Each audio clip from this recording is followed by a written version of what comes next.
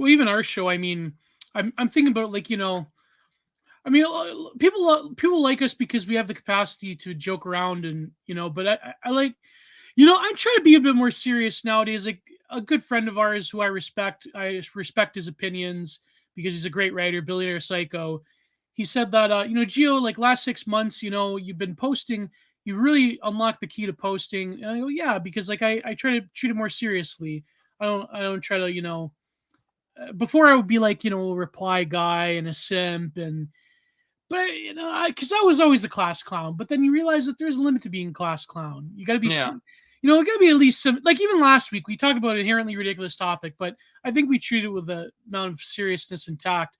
But I did enjoy the comment section on the last episode because everyone was just like, that went like, we have an essay or a news article that we never get to, and then it's just like this show, we're right on topic on the start, and it's just like, well, sometimes you want to get it over with. Other times, well, I mean, some other people were complaining like you didn't spend enough time on it. It's just like there's not much you can really say, right? We could have went into the individual characters a bit more, but then it's like we would have to venture into the. I personally, my favorite season is season 3. I started watching the season 4 and 5, did not like it. Different music because the guy that did the music for the first 3 episodes of King, he also did a lot of other soundtracks. I believe he did the soundtrack for I believe he did Donnie Darko or something like that. He did like a lot of other soundtracks, but the music's different. And like also like they have like other people. It's just they're phoning it in, But like season 3, the characters, I think I can at least somewhat understand where they're coming from. And I did go down a research rabbit hole, Prude, and I can confirm that at least several people from season 1 to 3 are dead now. So I feel like I called it. Yeah. There's this one guy. There's one guy in season 3. He's got a BDSM academy or whatever where he teaches people about the lifestyle. He was pretty popular in Montreal circles. His name was Sir Paul. I believe he died around 2012 or so. So, I mean, he was 50 when they recorded the show. So he would have been like 60 something, I guess, I'm assuming. I guess so, yeah. But from 2004 to 2012, what would that be? 2004 to 2012 would be 8 years. Yeah. So, but anyways, yeah. I do want to go ahead. I was just going to say I wanted to get the super chat out of the way early. I asked your gentlemen for your prayers. My fiance and I are getting married this Saturday. God is good all the time. Well, congratulations, Mr. Tuesday for $5. I know you wanted the $5 for getting married, so God bless you, sir, on your wedding, and hopefully everything works out, and you have many children and a wonderful future. So thank you, Tuesday, for the $5. Yeah, and God bless, sir. Yeah, may God bless you both and grant your marriage many fruitful years. That's wonderful. Press W in the chat for a fellow Anon. There you go. Press W in the chat. That's a win right there. We needed a win. Thank God. We needed a win because we're not going to talk about any win today. No, well, maybe we'll try to turn into a white pill. I promised my good friend Mason Masters. Go follow Mason Masters on Twitter. I promised him that I'm going to I'm going to nuance this new Alex Garland film because I am a huge fan of a lot of what Alex Garland has done. Because when I was a kid, 28 Days Later was one of my favorite. Oh, he's an amazing writer. Oh, yeah. So incredible writer. Even when he did like it was Danny Boyle that did the New World Order. The 2012 Olympics opening. You remember that one? Oh, yeah. Well, Matthew's in the chat. He always posts about this Olympics, the opening with the kids in the beds, in the hospital beds. But anyways, this is the Digital Archipelago episode. Oh my God, it's episode 70. Holy crap. Yeah, I was thinking about it I was planning out what to talk about this episode, and thankfully sometimes the news just gives you exactly what you want for red meat. But I was thinking about it, I was like, well, what did we do last year in December? And it was a very strange thing to conceptualize that, oh, yes, this show was around over a year ago now. Mm-hmm. And I simply was just sort of happy with the fact that we did just fine, right? And everything went well in the world. And I was thinking, though, because like it's the end of the year, or we're nearing towards the end of the year. We're heading towards Christmas. We're heading towards the new year. And I wanted your thoughts, Gio, because I had put this out yesterday, and I was on Jay Burden recently, which I inspired read that this article whole. with the year Yeah, review one. Yeah. I put that in there and such. So with that being said, I thought I wanted to ask your opinion on just where on earth you think the medium is affecting our minds and such, because we tried going through the whole year in review for the new stuff, and it was hard putting dates to where or when things had occurred and such. It was a bizarre world to consider the fact that, oh, I couldn't really remember half the stuff that happened this year. Absolutely a crazy thing to think about. Yeah. But go ahead. I'm going to take care of chat here real quick. Well, first of all, please send money. Give the super chats. Just drinking soy milk. That's funny. I like coconut milk. I have that with my coffees, my Casa Placencia. Well, sorry, my Lavazza coffee break. But no, I think that, yeah, there is this sort of weird impossibility to describe a year in a very short amount of time. And I think that, I remember, I'm old enough, I'm an old head to remember when digital media being in its infancy, if you the pioneers of the internet probably did experience the early versions of this if you were on forums, but you were still relatively sheltered from the rest of the internet. But the experience of sort of the totality of a year now, I wrote about this in the beginning of the year with 2022 kicking off so many different things that will affect probably the next decade, if not the next few decades. So if you go to my Substack, I believe it's called 2022, The Year Against Time. If you substack.com Gio's Content Corner. Yeah. So I think that there is sort of an impossibility because of the fact that we experience this flowing of time that is different than the material flowing of time, in that, everything happens at once. You can engage in events in different ways. And there really is an awareness because the main vectors of cultural diffusion are no longer centralized. Now, I'm old enough to remember when pop culture dictated events and things that happen in a year. For example, like, you notice how nobody cares, like, people have talked about this for the past, I would say, 5 years or so. Notice how, like, nobody cares about Hollywood award shows anymore. Like, no. The only time people cared was when the slap happened. That was the last time I think anyone cared. And even then, it just turned into a media spiral of celebrity drama about how Will Smith has just been cucked for the last 20 years. No one cares about what content gets produced. And I mean, that goes back to disintermediation, right? Like there's no the show, right? I think the last dying throes of that was Game of Thrones. Outside of that, nothing else to really say that this was the mass culture. I mean, this is why HBO had such a monopoly over HBO and AMC did, because you had shows like The Walking Dead, you had shows like Mad Men, you had shows like Game of Thrones or The Sopranos. But even then, that's a totally different era. The last thing that you could argue exists for that today was Better Call Saul. And even then, that's a spin-off show of an older television show that had such a mass, widespread appeal, and probably was the last good piece of television I've watched in a very long time. I never watched it. It's pretty good. But yeah, I mean, there is like shows like that, but even in terms of not just popular media, because I remember back in the day when the internet, in terms of mass adoption, was in its infancy, there would still be worth was still predicated on television networks. It was still the boomer television reality. And so news organizations and pop culture institutions, they would have like yearly roundups, and that would be important. And you could determine the year in a sort of sequence of events that was discrete, that was, it was concrete between its functioning and so forth.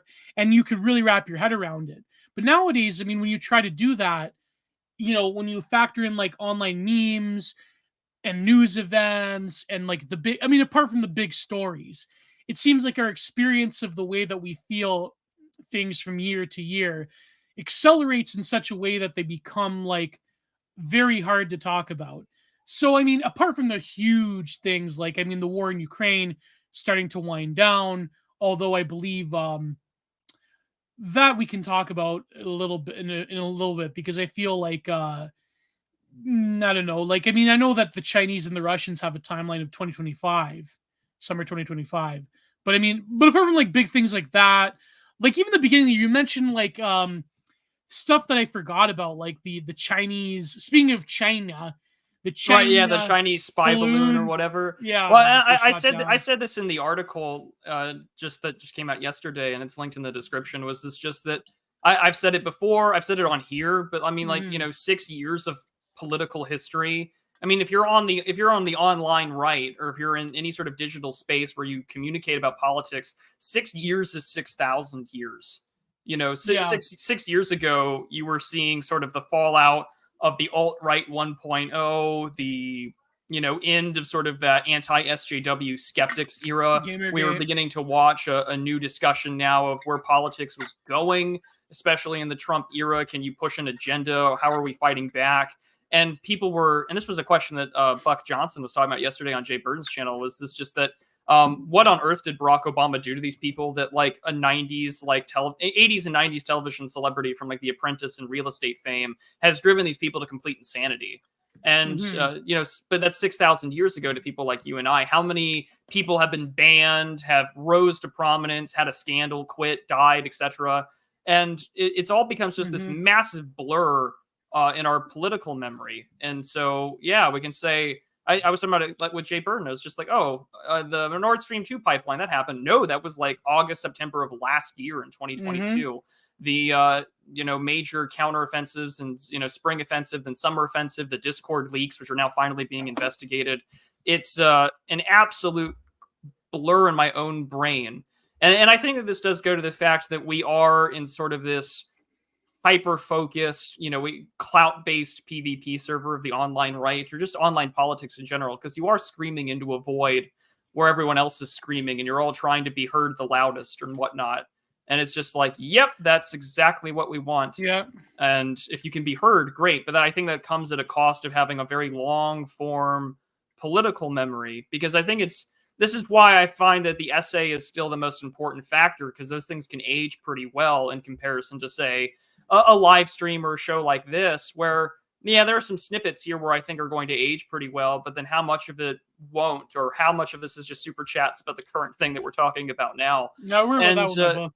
Yeah. Right. And so like 2023 is just going to be one of those like in-between years that we have between every election cycle, you know, like, oh, it's an off year, not as much to talk about. So now we're going to head into the next, you know, election cycle. And I mean, that's where a lot of people, especially for like American online right people, I mean, that's usually where like their careers get made or break, you know, is how well you handle an election year, the stress, the content of it. So I mean, I'm excited to see what happens out of this coming year, but I think it's important to take stock that no, a lot of things did happen this year. Yeah. I mean, the war that broke out in October, and, you know, in between Israel, Hamas, the Palestinian situation. That was a real like Alex Jones style, quote unquote, October surprise. You know, yeah, literally. You know, the October surprise for 2023 was a war in Israel, yeah, a war in the Middle East, which, you know, we've seen piracy come back and all of the things that have imagined there. Like, it's crazy to think about, because, you know, if that didn't happen, we'd still be talking about Ukraine. We might be talking about Hunter Biden again. The Republicans. It's all to distract you from the laptop. Yeah. Yes, Sean Hannity. Yes, Sean Hannity, you're absolutely right, to distract us from those pictures of Hunter Biden's. I'm not going to finish that copy pasta. But yeah, I mean, it's a crazy thing to think about, that we've just been kind of like mind wiped, you know. Dream being transphobic to distract you from Hunter Biden's laptop. Was it? How did Dream get canceled? I didn't watch those Turkey Tom videos, but I don't know. I don't pay attention to Dream. Isn't he like some famous Minecraft YouTuber? Yeah, I mean, I don't really pay attention that. Apart from Turkey Tom, allegations of grooming or whatever, right? Yeah, but you know what I mean. Like, everything's to distract you from the laptop, right? Like the war in Gaza, distract you from the laptop. Sourced real raw news. I agree with Matthew. It's, who cares, man? Like, I understand, like, you know, I talked about this once with Turkey Tom. It's like, I understand the need to pursue content, especially when it's your job and you're getting millions of views. But like, after a while, like, the lives of these people probably don't matter. The lives of iDubbbz probably doesn't matter. The lives of Airsoft Fatty probably doesn't matter. So it's, you know. No. none of it does in the greater context of these things, right?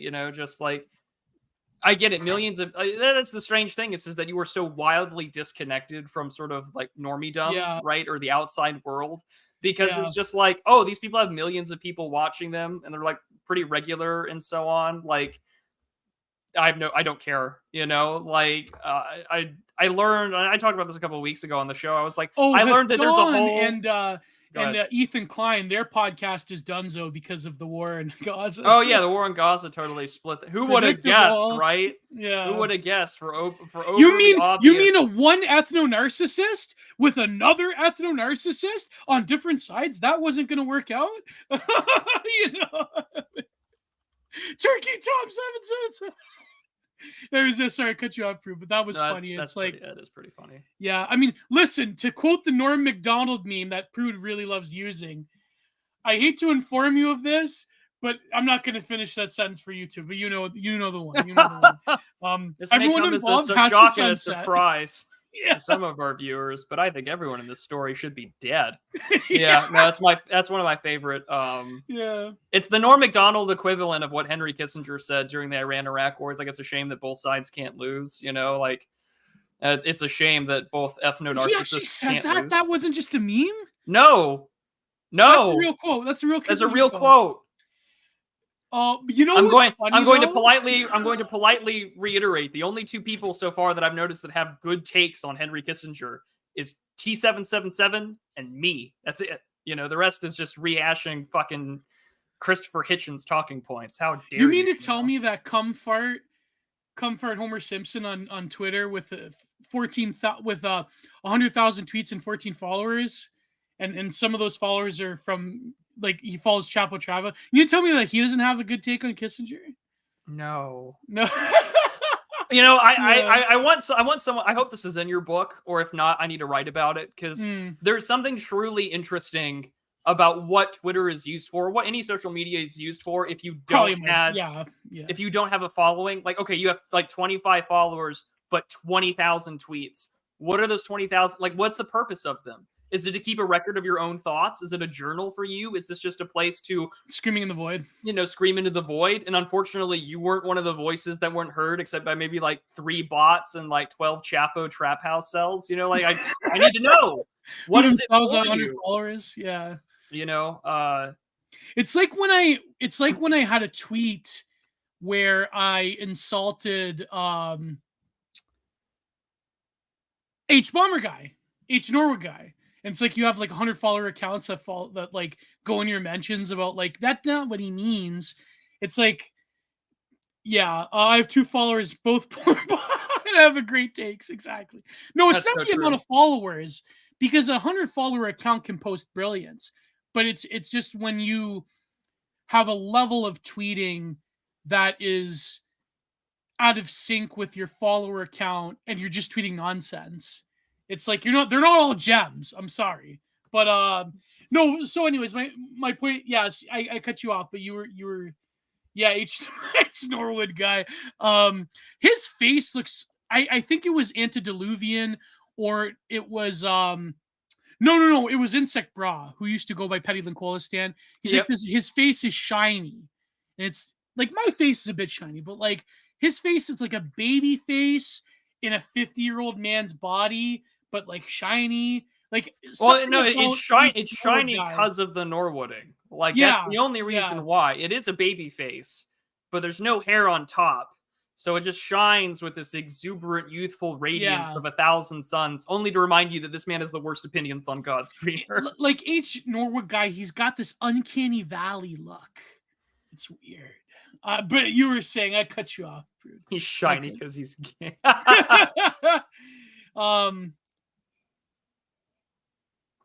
Oh man, I mean, no. So it's just things move so quickly. Is more or less the real through line out of all of this. And although, despite the fact that I think 2023, in retrospect, probably was a really important year in terms of shifts in the narrative. Although I think everyone is sort of excited for what's going to happen out of it, but I feel like we'll be there. Again, the Digital Archipelago. We'll be there, of course. We'll be there for it. Ephemera.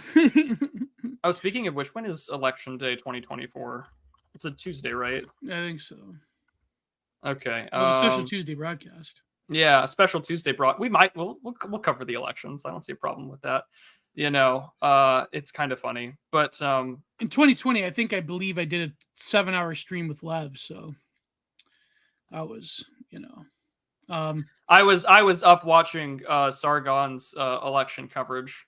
Oh yeah, I remember that. Yeah, and I remember when I think he had Hassan or Destiny on, and they were like, "Nah, bro, we're totally gonna win. Get fucked." And then it's just like we had no idea what we were walking into at 11:20 at night that day when the polls started closing. My mother woke me up at 3 a.m. to be like, "He's winning." I go, "What?" Because I had class the next day, and yeah, but the 2021 was a total. It didn't have the energy. But here's the take I was going to say. Producer going to say. I did this in response to Catherine on Twitter. I said, it's not that 2024 will be like 2016. It won't even be like 2020. It will be something entirely different, I feel. I mean, is that a warranted take? Or, well, who knows? I think that one of the more prescient takes that Zero HP Lovecraft has, and I know some people don't like him, but I thought that this was an incredibly prescient take, was that everyone is still hunting after the high of 2016. Yes. Like you were exposed to really, it's like getting hit with black tar heroin, you just got hit with the dragon like instantly, and you've been chasing that high ever since. And I feel like for a lot of people, they want that moment again. Like, there are dozens of accounts out there where it's, 2060, we're like, oh, populism and this is the way to go. Like, we can still win this. And it's just, I think 2020 and the entirety of the Trump administration never actually went anywhere with respects to like, well, he didn't get any loyalists in. I mean, the Flynn thing happened. He was administratively blocked on a lot of issues. And of course, the 2020 election happened. And it's just like, that spirit's gone. And I don't think even in 2020, like the 2020 style of like, keep America great, like, look at how well the economy's doing. Clearly, this election is going to be, around 3 key issues. One, of course, is going to be immigration. 2, the nature of the federal government and how its policy is being conducted.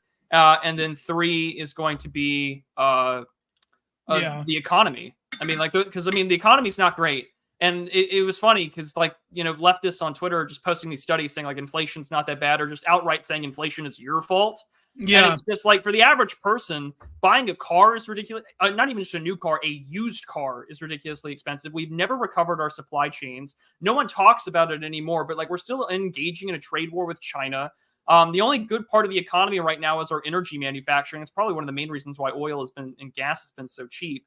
But on top of that, we've wasted tens of billions of dollars, if not hundreds of billions of dollars, on 2 wars. One of them is increasingly the likelihood that it might go hot with dragging us in, depending on what these Houthis and Iranians do to the United States ships. But it's just like, this is where the election's going to be centered on. I think things look more and more like 1968 than they do 2016 or 2020. And I think you're already seeing that too with sort of these ethnic squabbles, right? Like the Harvard thing is a really good example. Are we going to talk about the Harvard thing? We're going to talk about the Harvard thing. It'll be there's going to be a lot. I know all elections are focused on the home, Heath, but like the war question and how much money we've been spending will be, I think, a big part of the campaign trail. Like because they're already making JD Vance, right? Like the senator from Ohio. He's not been in office very long. He won in the 2018 election, right? He was one of the only ones to win in the 2020 quote unquote red wave, which never. So he was 2020. Whereas 2021. Yeah. I mean, he was the one that did it, right? But I mean, they're making him like the face of like Ukrainian defeat. Every time he tries to acknowledge basic geopolitical reality, we have spent billions of dollars in there. Sure, you can say we've killed X number of Russians or whatever. But when you see videos of people in their 40s being serenaded by a Ukrainian woman before they go off to the front, something tells me that, we're not winning this one, right? Well, apparently, Republicans control the House of the Senate. They control the House. Apparently, when Z-Man came here, he didn't meet with a single Republican besides the Speaker of the House, who is not McCarthy. It's the other guy. What's his name? Mike Johnson, Magic Mike Johnson.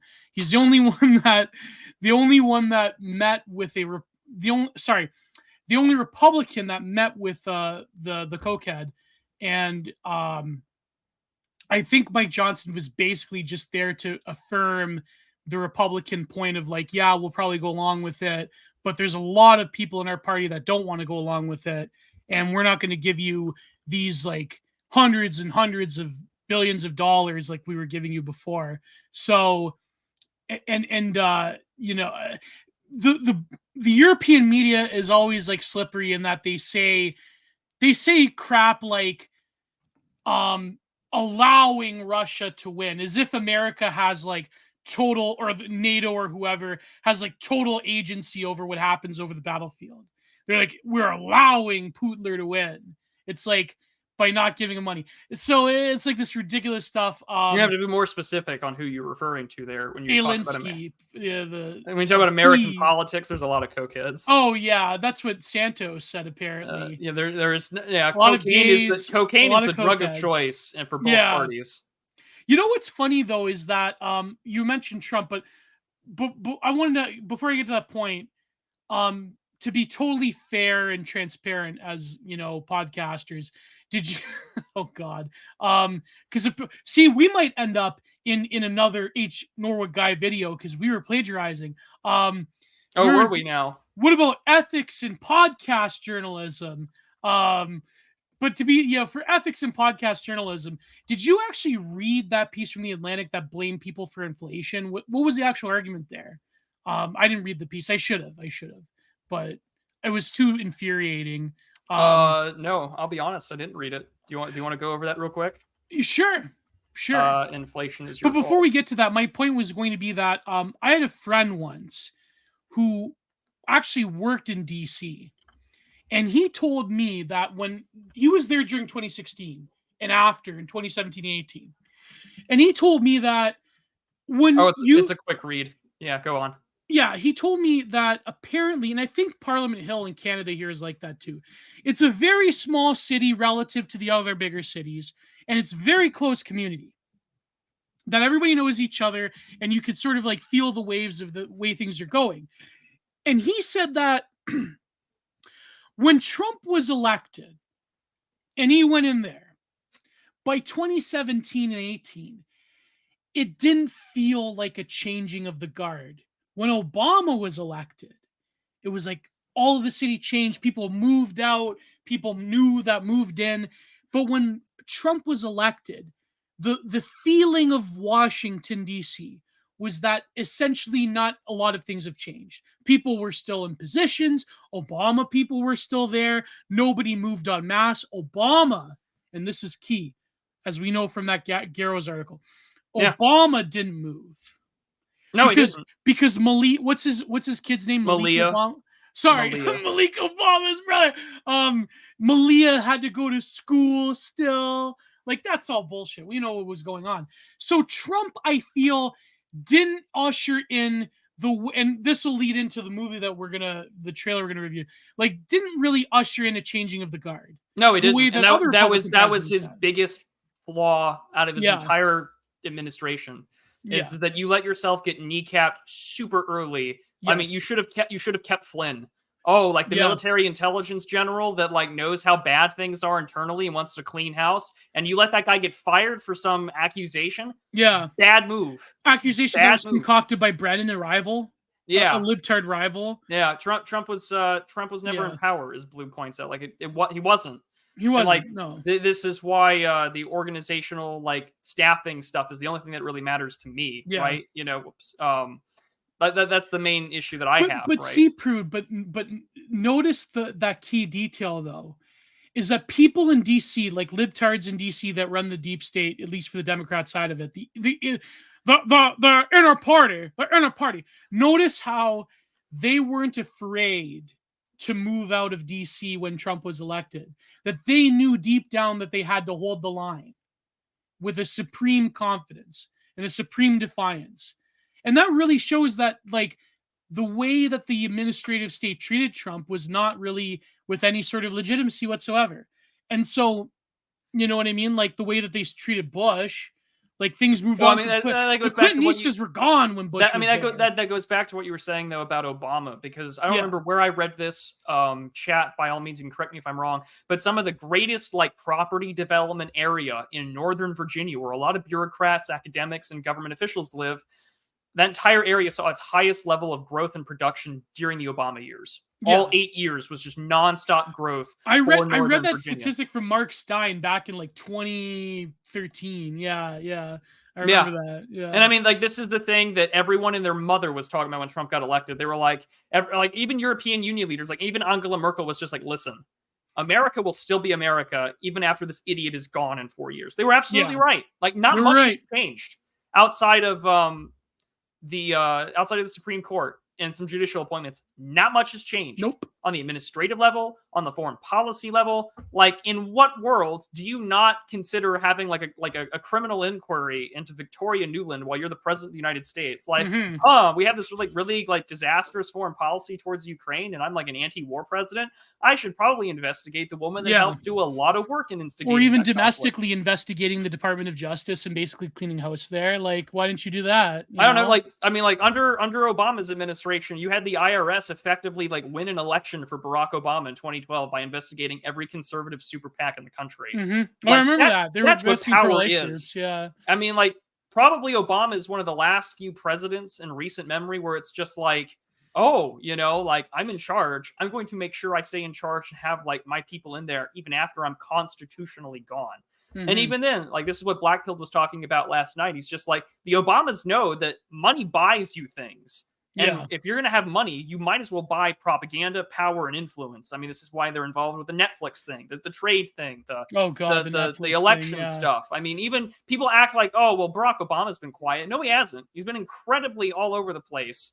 And I think that he was talking about that Leave the World Behind trailer that the Obamas were involved in. Everyone was, citing that clip or whatever about, you can't trust white people when the world ends or whatever. Oh, yeah. Apparently that wasn't the case, that we were all making a big deal over it. Apparently, it was like the woman was proven wrong at the end or some crap. I don't know. Well, because it's based off a book, and so I just like wikied the book, and I was like, it's a relatively recent book. It was written. I was thinking about the issue over. Oh, it was sort of like this feminist thing, and I was like, it's very apocalyptic fiction. Yeah, and I was like, this is perfect for why.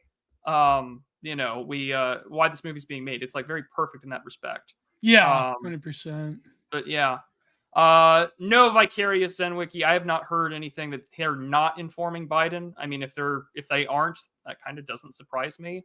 But I don't have a source that can confirm that. As for the inflation is your fault argument, they were talking about sticker shock is real. Let me see if there's another argument. Companies have gotten better at people's tastes. Let's see here. It's not like a weak economy, stagnant wages, and crummy consumer spendings. The cheaper stuff would be better after all. Really, she's blaming people for their taste, is what she's doing. Yeah, but when basic commodities such as milk, eggs, bread, even meat. Here, I'll just share the article. It's a 5-second read. Okay, yeah, okay. We'll just go through it and then we'll go into the Civil War movie. Inflation is your fault by Annie Laurie. If people are so mad about high prices, why do they keep buying so many expensive things? I'm reminded of that really shitty Matt Boers comic, like, you're complaining about inflation, but you also buy expensive things. Yeah. Curious. I'm like, No, I agree. People, especially around Christmas, buy frivolous crap. I agree. Oh, yeah. But this is, let's hear her out. Let's be, for the sake of ethics and podcast journalism. So let's go. Ethics and podcast journalism. Yes. All right, Annie, you're welcome. We're reading it. I'm reading it on archive.vn. So we're not giving them the view. No money, no clicks, no view, just a solid fuck you. So you would think with prices as high as they are that Americans have tempered their enthusiasm for shopping of late, that they would have pulled back spending on luxury items, that they would have budget and basic options, bought smaller packages, fewer things. That's not what happened. Consumer spending rose 0.2% accounting for high prices in October, the most recent month for which the government has data. Online shopping jumped 7.8% over the Thanksgiving long weekend, more than analysts Yeah, but that's had anticipated. predictable. That always happens. Well, more than analysts had anticipated. The sales of new cars, dishwashers, cruise vacations, the boomers, I love you boomers, jewelry, all things people tend to give up when they're watching their budget, remain strong.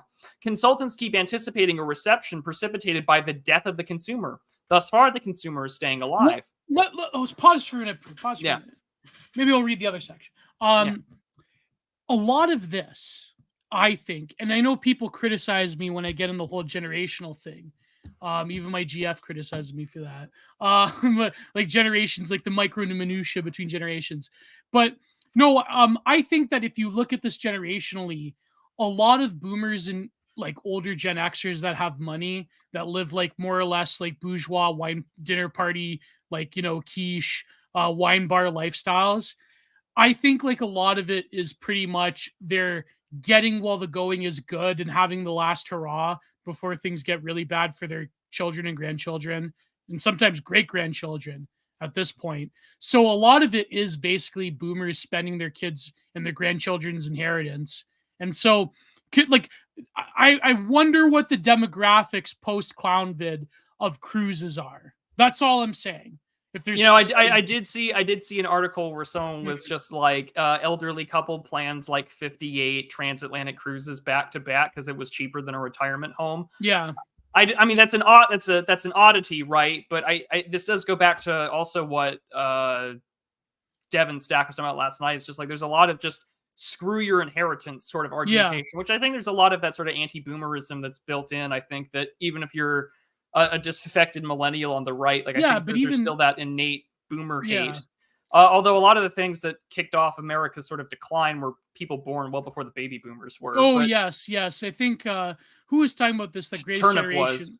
Turnip was, and he did a really good point about that. Well, even like I have a cousin who lives in San Francisco, and you know she has no kids, and she's married, and like her husband owns a gym, and she's a surgeon nurse, and you know she's talking. I remember like she flew down and she was talking about this like vacation to Thailand. She had planned like a year in advance, and it's like, oh my god, like this is what dinks spend their money on, is like world travel before it's all over. So, you know, travel now before things get really bad. Yeah, right.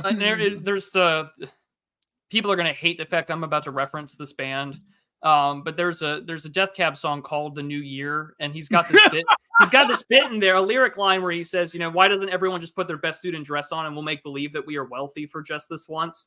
And I feel like that's what a lot of people are doing. Like, I feel like everyone, like you were saying, sees the world go by and know that things are bad. So why not just say, screw it, we'll have one last hurrah, right? You know, before things, goes to shit. That was a Death Cab for Cutie song. Yes, it was in the Transatlanticism album, but we're not going to get into how much I know that band. The other thing, Transatlanticism, is that a concept album about the writings of Alexander Dugin? Or? No, it is not. you can write that album, Gio. You can write that album. Oh no. No, but like the other thing too that Heath points out here is that there's no financial literacy in America at all. No, like, none whatsoever. And I think the last financially literate generation was Gen X. Yes. And this is why I think Jay Burden's very correct in saying that Gen X and Gen Z have a lot more in common than people think. And I think that the Gen Xers are finally having their moment. So I think that that's an important thing. But it's funny because all their culture worshipped like financial irresponsibility, but I guess that was just a LARP. You know, well, they grew up and went to grad school, and they put away their plaid. Not everyone goes to fucking Wharton, right? You know, like I'm like I'm just doing business. It's just business, business. But no, it's not. It's not like that at all. I mean, most people, like when liberals talk about like the whole emergency expense thing, that isn't. I mean, like sure, there's some racial breakdowns about that you can talk about, but even for a lot of white people in America, $500 to drop at the tip of a hat, like for, say your brakes go out or you got to like buy new tires or whatever. A lot of people do not have that fucking money. And if you do, congratulations, you're already in like the top 15% of the country in terms of wealth, which is a terrifying thing to consider. That implies that millennials are far closer to boomers than we want to admit. You're absolutely right. 100%. We are way closer to baby boomers than we would like to admit. We just don't have any. We're spiritual boomers that don't have any money. That's true. And we do have this attitude of screw you, I've got mine. Yes. And so, unfortunately, we're not listening to the silent gen that grew up through the Great Depression, because the previous generation that had us was Gen X, and they had the 80s and the growth and the confidence behind that. They had to make up their own depression in a lot of ways. And it shows in their music.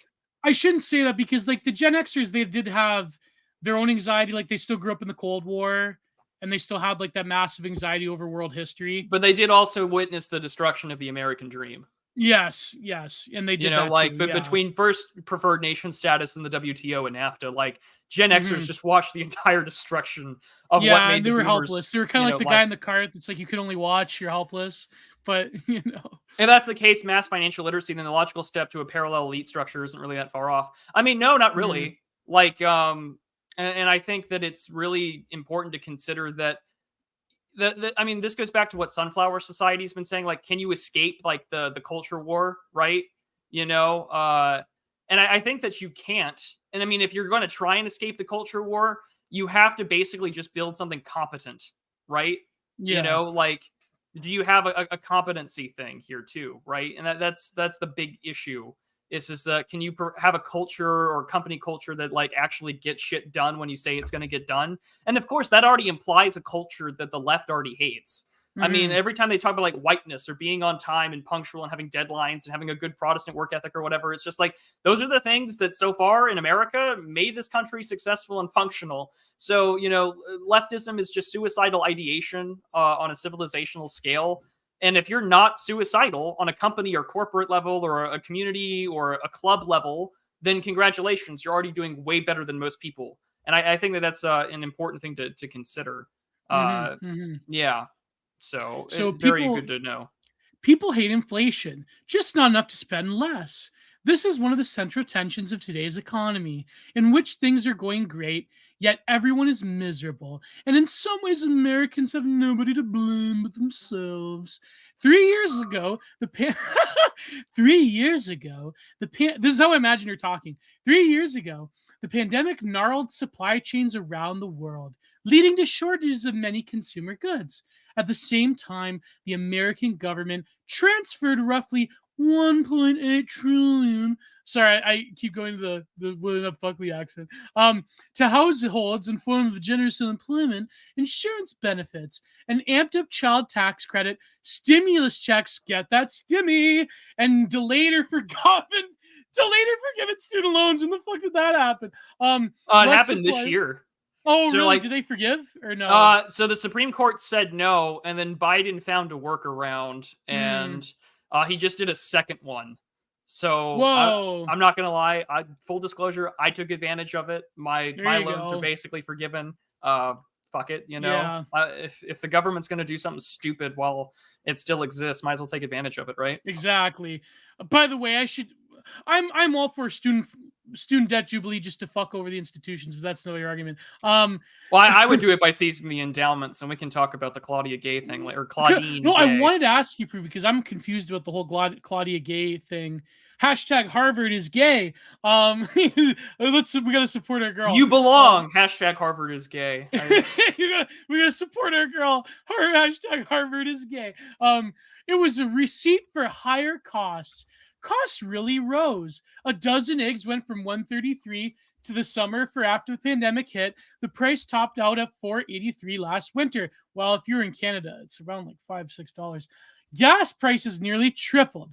Used cars started trading for as much or even more than new cars. That's insane. The cost of leasing apartments surged. The cost of buying a house went up even more. Roger Karma.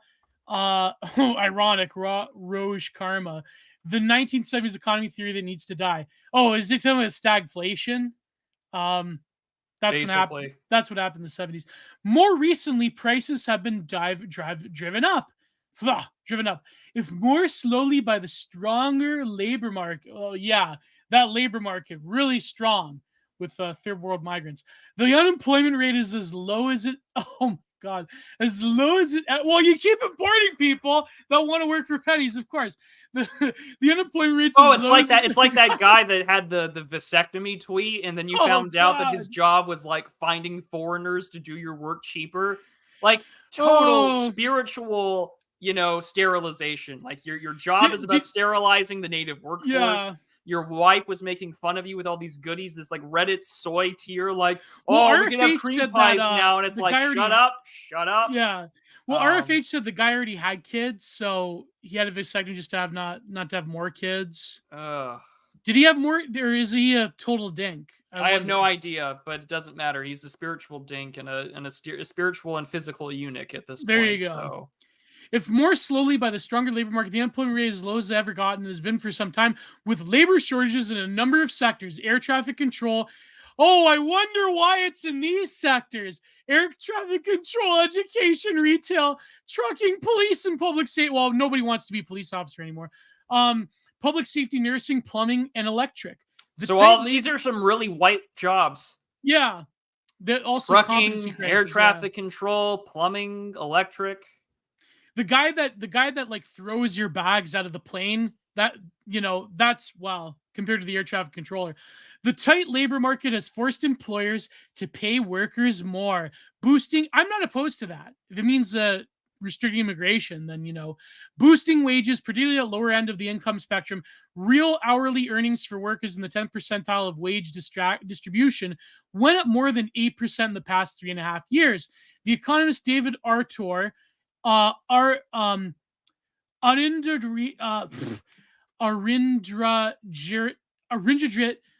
Doob and Annie McGraw found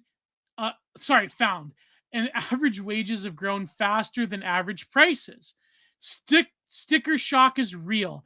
And in surveys, people say that they're trading down house. I'm not doing the voice anymore because of cost pressures. But in fact, they're spending more than they ever have. Yeah, Sky King was a bad guy. There you go. Was a bad guy. Okay, I'm not insulting all bad guys. He was good. He was good at his job. But I'm not, I saw this video recently of this bad guy, like he's like throwing them off the conveyor belt and someone's confronting him. Even after accounting for high prices, they're spending not just on the necessities, but on fun stuff, amusement parks, Uber Eats. People just have to gotta get that DoorDash, Yeah. More broadly, they seem to be less likely to change their purchasing habits in response to price shifts, even when budgets are leaner. A raft of recent studies have found that American consumers have become less price sensitive. Well, maybe because there's price stabilization that just comes from everything being more expensive, so who cares? In recent decades, households are using fewer coupons. People are spending less time mulling over what to buy when they shop. Maybe because coupons kind of don't matter anymore. Like sales just don't matter anymore because the companies like Amazon have a total monopoly on things. So it's like, who cares, right?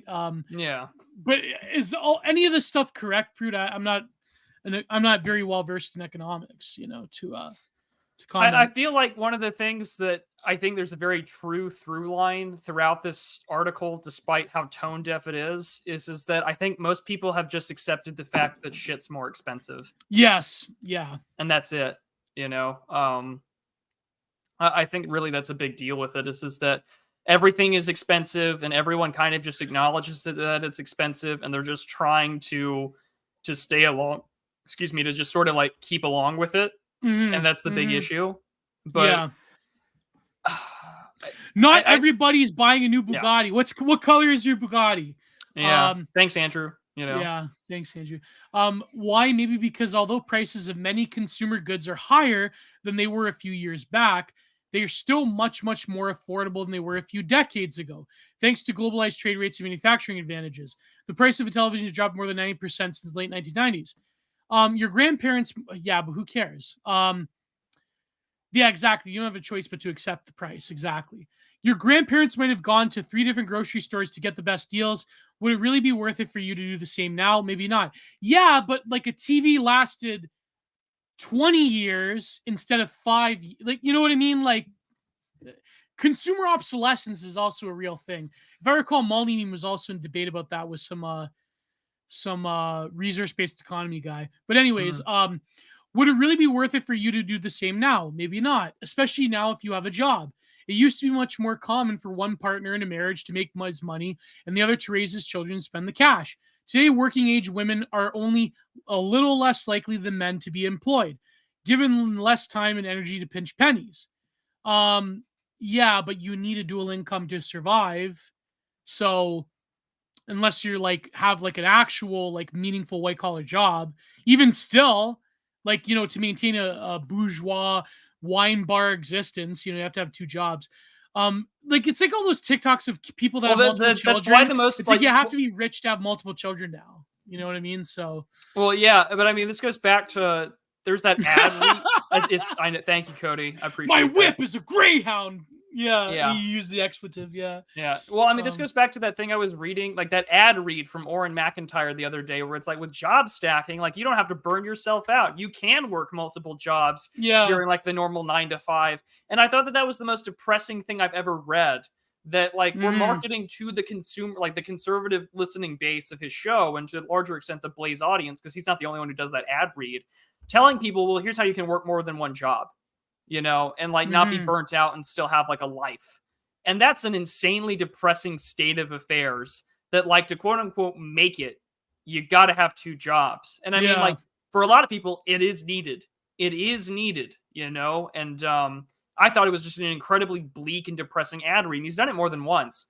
And I think that just is illustrative of the, like, for the new consumer listening base of, say, like Gen Xers and millennials, it's not like, oh, buy your Roth RIA in gold or whatever. Or buy the seed vault survival seeds or whatever. Don't buy the survival seeds or like the brain, force maximum IQ stuff, right? Yeah, or like the kryptonite, backup computer vault, whatever. Yeah, or your Y2K proof computers or whatever. Like it's what is it now? It's like, well, here's how you can work another job and like make ends meet. Like it's pretty depressing. Oh yeah. But yeah, I think that it's partially, to some extent people do, and I hate that you have to do the boomer stuff where it's just like, well, if you didn't spend your, this is what this article really is. If you weren't buying your avocado toast and you saved $8 every day at Starbucks, this is how I'm reading it, but it's from like it's from an awful, the affluent white female liberal. It's like some piece of shit journo telling me like, quit spending your money, and it's just like, shut, it's just apparently avocado toast isn't a thing anymore. Is it? It is, but like it's not as like a memeified as like other things. I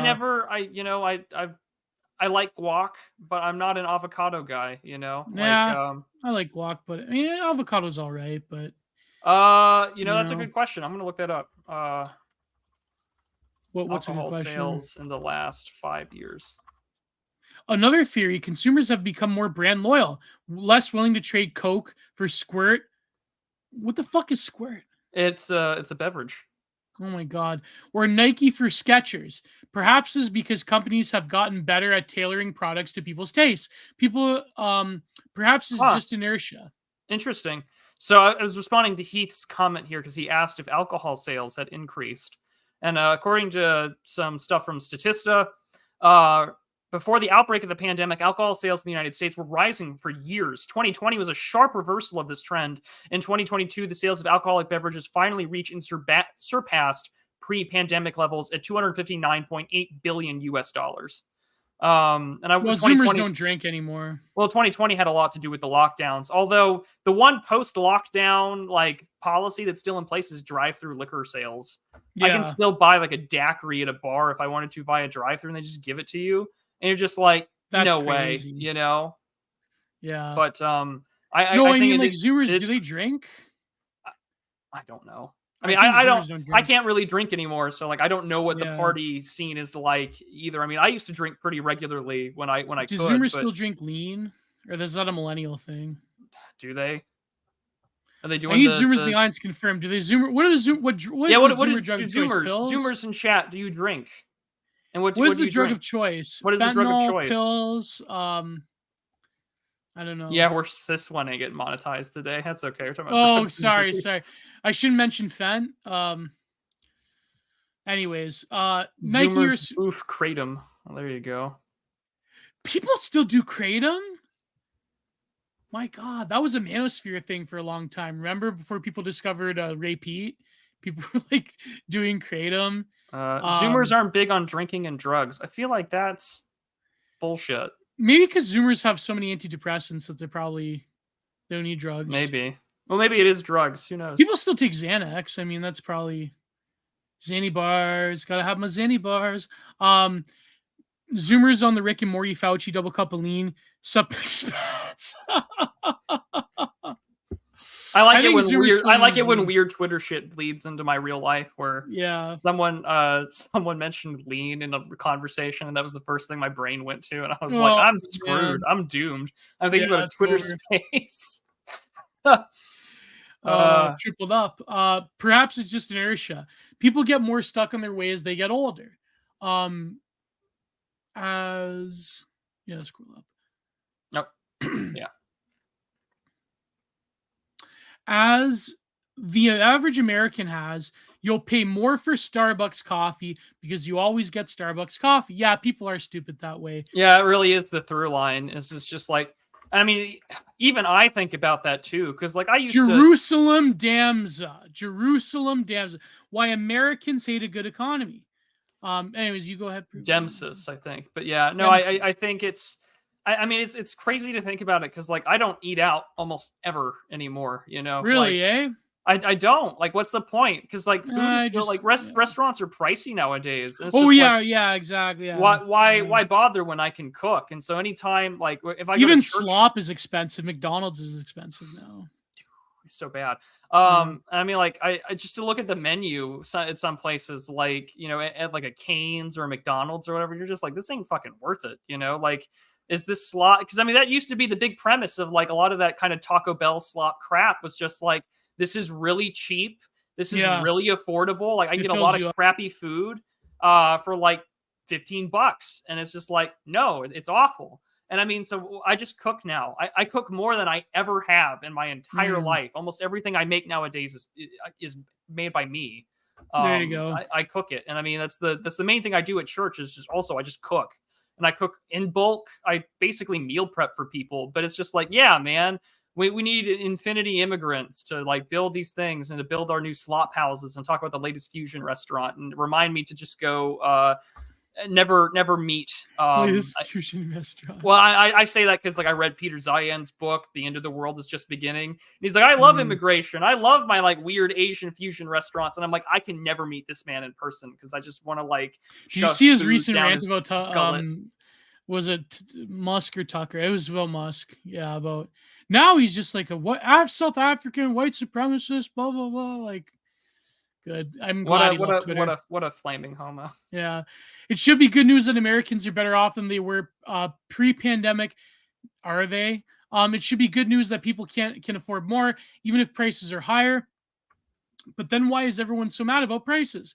Higher prices are just vexing, making people do mental math every time they shop. So what's the deal with prices? You know, I'm imagining a really shitty Seinfeld bit, you know. Like, people hate higher prices because it's human nature to hate higher prices. Because we remember a time when the prices weren't that high.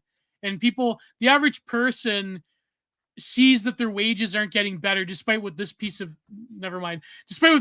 says. Wages for the average person is not getting better, but prices are getting higher. People are going to get pissed. Hello? Like, hello? I don't have to like start talking like George Santos to be like, hello. Higher prices are just vexing. Maybe people do mental math every time they shop. No, because people are doing mental math because they can't afford it, because people like can't buy basic necessities. Higher prices are just vex. Economists point out the other psychological factors too. People seem to think of their swelling bank accounts as a result of their own hard work, but consider when increasing cost increases someone else's screw up. Nor do average consumers see inflation as something that might benefit them by, say, eating away at the value of their mortgage payments. People want to blame Joe Biden for their... Oh, here we go. This is the real reason for this article. People want to blame Joe Biden. This is the last paragraph, too. Yeah, thank God. This article is just totally, like, barren. It doesn't have anything else. Joe Biden for their bills. They want to accuse stores of gouging them. Well, grocery stores don't gouge you because it's actually kind of hard to run a grocery store. You're just making the profit margins on a grocery store are like razor thin. Yeah, and you have to bid no one for talks everything. about this. Like, this is why like the food desert discourse is kind of funny, because it's just like, oh well, we need to put all these like grocers or like these like obese like lower income people can be healthy, and it's just like, it's impossible to have a good grocery store in an area where most people can't afford it, and be like now an area where like looting is like basically legal. Oh yeah, like why bother? Shoplifting is legal, so it's like why bother? Like in California, like why bother? What's the logic between of having like shoplifting legal? Is that just like basically like, is that ethno-narcissism or something? Is like, what is that? Well, it's because like if we were to arrest and actually punish shopkeepers, you'd get called racist really quickly. Yeah, there you go. The strange truth is that most people really are in a more comfortable position. No, they're not. Even if they're not happy about it. It's not like a weak economy, stagnant wages, crumbling consumer spending, and cheaper stuff will be better after all. I don't understand what this Annie Lowry. I don't understand what this article is trying to say. Basically, it's your fault, bigot, for not budgeting and buying cheaper shit. Well, a lot of people, I agree with that, but like at the same time, when things that are necessities to life become harder and harder to attain, are people really that better? Or is it she's just looking at the top marginal bourgeois middle class of boomers and Gen Xers? Well, who do you think, like the people who read The Atlantic, like who have a subscription, are the people who probably aren't hurting as much. Exactly. So this is like, this is a conversation more for them than it is you. I'm like, but this just to compare it. This is from earlier this year. This is from June 1st, 2023. This is from the CEO of Dollar General. Quote, "Unfortunately, our customers are saying they're having to rely more on food banks, savings, credit cards. The company says its core customer makes less than $40K a year. Oh, and also believes his customers were caught off guard by reduced tax refunds and reduced SNAP benefits, which exacerbated inflationary pressures which they were already experiencing. Dollar General's results echoes the result of its rival Dollar Tree, which also came below consumer investor expectations last week and cut its profit outlook for 2023. Well, I mean, if you're relying on Dollar General and Dollar Tree nutrition to eat, I mean, I don't like, you know what I mean? Like, it's over. So. Oh, no fucking way. Annie Lowry is married to Esther Fine. That explains a lot. That explains a lot. I like that. Yeah. Panic at the Dollar General. That would be Panic at the Dollar General. It's a good tweet. That could be a great tweet. But yeah, I mean, the author must know that inflation encourages people to live above their means, since they mention the mortgage payments. This whole piece is disingenuous. All libtard pieces are disingenuous. There you go. Wait, what is the author must know the inflation encourages people to live above their means? Yeah, I just put that up. Oh yeah, there you go. I mean, since they mentioned mortgage payments. Well, no, that's the thing, because then it's like if you know that your house is going to depreciate, like who cares?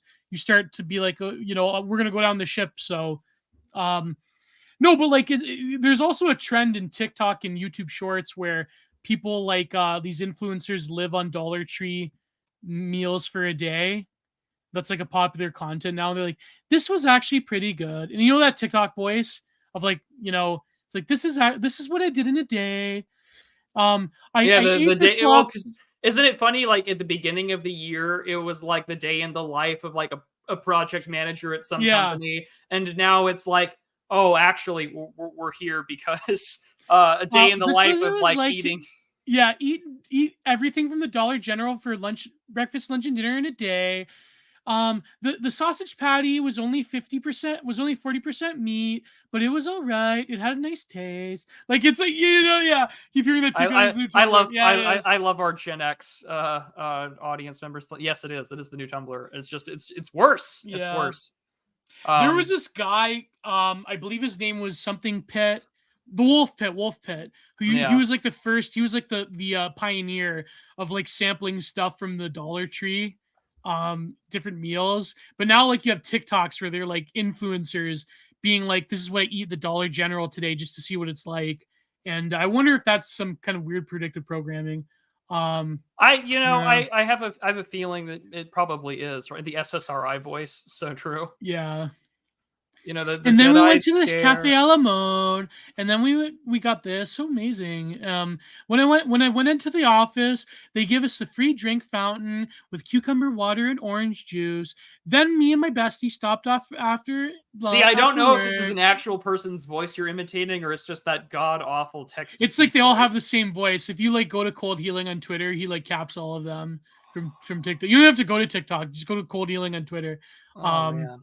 And they always have like that product manager voice of like, so then we went to the office. I actually like this office because it's an amazing view over Manhattan. And it's like, I do the voice pretty good. People give a lot of shit to like how they'll say that I sound similar to Turnip or Clossington or Charlemagne or whatever. You kind of do, yeah. That's worse. That's worse. Also, I really do. I do a great David Foster Wallace. We have to do that bit one day where you're Charlie Rose and I'm David Foster Wallace. Well, that works. Well, give me like a week. I can work on a Charlie Rose voice. That's perfectly all right. fine. Yeah. We can do it. We can do it next. What's next Thursday? The 21st. Yeah, we can do that. That's perfectly fine. Cold Healing on Twitter. Cold Healing. He has all those like, and they go viral. But it's funny because Cold Healing is like one of us. But because he has like normie slop bait, all of his audience is like stan Twitter people. So be wary of commenting. I've been burned before this way. Be wary of commenting on any of the videos he shares from TikTok, because then you'll have like stan Twitter and black Twitter people that are like incredibly low IQ and don't understand like the in-group references. So yeah. Cold Healing. Don't insult the man. Cold Healing. Oh, well, speaking of Twitter accounts that like are on our side but are like a gimmick, is everyone happy that like the Sopranos every frame? He DM'd me when he had like 500 followers. Yeah, I was mutuals with them. Yeah, the dude had a total break. Like someone called him out for being like transphobic or whatever. It was some Transformer account. And he was just like, I'm well respected in my community. Everyone agrees with my politics. There aren't any people that look like you or act like you. You're going to die of AIDS. He's like, instead of 1 year, he was like, you have 5 years, and you're gonna like 5 years before you die of super AIDS. Yeah. And it was just like, oh damn, this dude, like, it was nice to see a gimmick account that didn't true out or was like a total like shit lib. Instead, he was one of our guys, and then I got the follow notification. It was like every frame of Sopranos just followed you, and I was like, we're so bad. Yeah, we DM each other. Yeah. I was like, oh, we're so fucking look bad. at this Cody Browning without talent. Come on, man. Like, I mean, listen, I know I've neglected my artwork to write the book for a year, but next year I'm going to probably devote myself getting back into the work of art. But I feel like Cody Browning insults me just to troll me. But, Cody's very good troll. No, but it's funny because the best Chicago has to offer. Oh boy, Chicago. Chirac, gotta represent. Can you please read a review of the African Homosexualities book that you saw on Twitter? Long story short. Long story short. From Bennett's phylactery, because he downloaded the PDF off LibGen. It's all pederasty. Like, thank you for the so-and-so person who wrote this book for illustrating that the actual origin of buck breaking is from Africa, not Europe. Tariq Nasheed BTFO'd. It's fucking over for you weird race fetishists. Turns out most of those practices, no wonder why both the Muslims and the Christians like walked into that continent and were like, what the fuck? Yeah, we're gonna do something about this, especially the Muslims. We're gonna put that shit to order, the buck doesn't stop here. The buck breaks here in Africa. Breaks here in Africa. A lot of that book is basically just describing very predatory practice against young boys. That they code as homosexual, and it's like, a lot of it's like weird cross-dressing rituals, abusing small children and stuff like here. Yeah. You're telling me it was in Africa too? Not really in Europe? I'll say it ain't so. You know what's funny? I love how they're like homophobia was imported to them by Europeans because all evil comes from Europe. But it's like woke you're more correct than the mainstream moment. Yeah, woke is more correct than mainstream. But you're describing practices of essentially like doing things to young boys that it's kind of like, how they say that the Bible. Like, I remember, speaking of annoying TikTok voices, there was this woman who was like dancing but twerking, and she had like this fridge body, and she looked like Lana Del Rey, but like uglier. And she had this like weird dance where she was like, homosexuality is not mentioned in the Bible. They were referring to, you know, cheese pizza.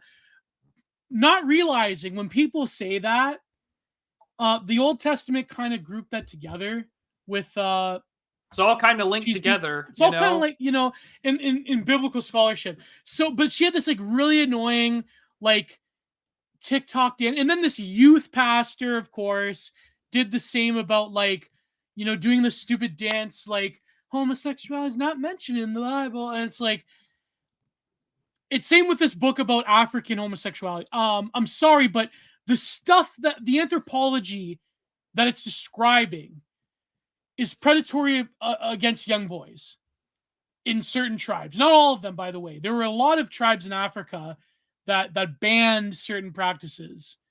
And of course, nowadays, if you're gay in Africa, not going to work out for you. But why would you champion this? You know why?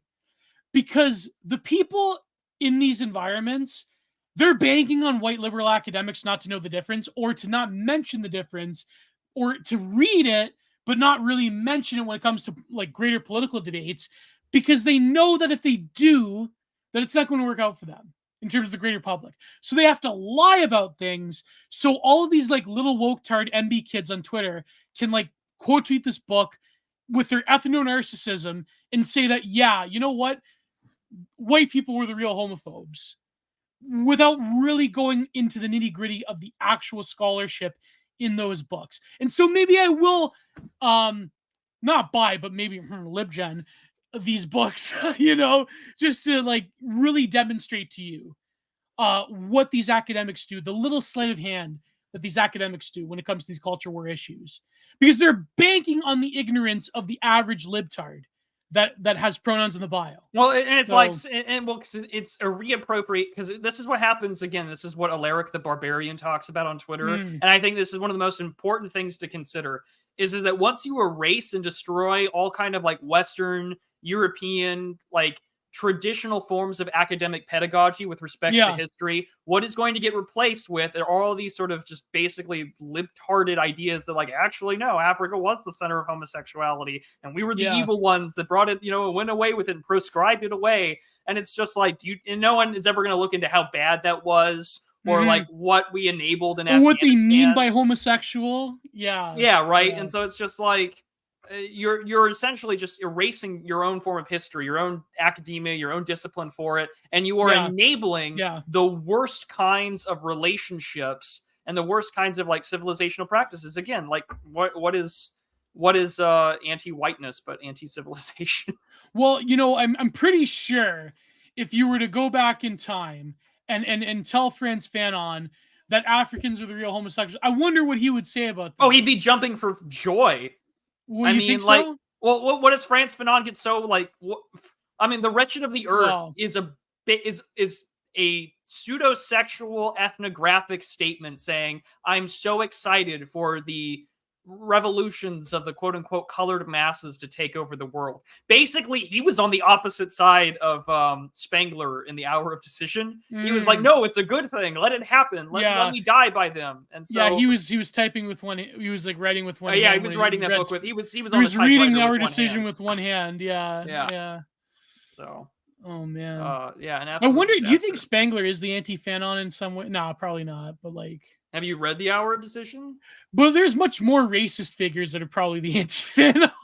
Well, I mean, the answer might be Yaki then, because I mean, Yaki. People say Imperium is like Yaki's take on Decline of the West. It's more like Yaki's take on the Hour of Decision. Yeah. So exactly, Yaku predicted this. There's some spice, you know. Yeah. Whatever they do in Africa has nothing to do with me, and I don't care. The problem is that like the liberals in academia will make you care about it because they will import it here, and your children will learn about it. This is why, like, and maybe this. And I don't mean to counter signal Chris Rufo. I think he's done good. I do not think it's smart to just target one person at Harvard. Yeah, Claudine Gay is a huge plagiarist, So is Martin Luther King Jr. Are we gonna do that? So is most academics. So are most academics. We have a replication crisis. So you know what? Fuck you, H. Norwood guy. Because mainstream academics that you worship, that you suck the dick of. Oh, sorry, I shouldn't be that vulgar, but I'm trying to be serious. They do, But well, it's H Bomber guy does. Like if I may have not gotten to the PhD level, but I was in grad school enough to realize how the sausage is made, which is basically that if you want something to be cited, if you want an argument to be made, I found plenty of fucking extrapolated right-wing arguments I could make just by mainstream academic papers that you could find in JSTOR. If you want an argument to be made, there's probably an academic paper that has that argument. So plagiarism, this thing where like Marxists care about plagiarism, or what's her name, Roxane Gay plagiarized.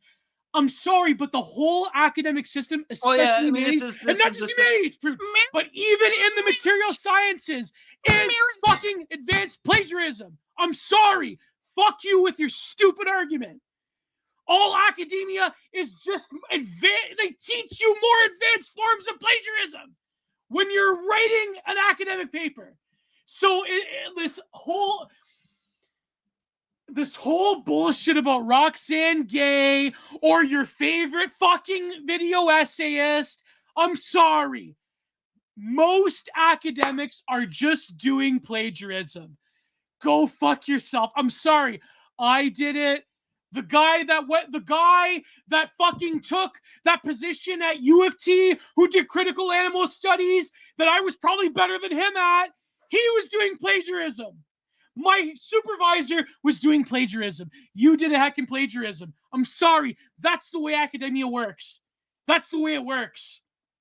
Don't give me bullshit. You can find any paper. I could go on JSTOR tomorrow and find a good argument in favor of fucking Spangler's Hour decision if I wanted to. Even though some Mokhtar wrote it. I'm sorry, okay? That's just how it works. I remember, that academia is a more advanced form of opinion piece writing with better references. That's what it is.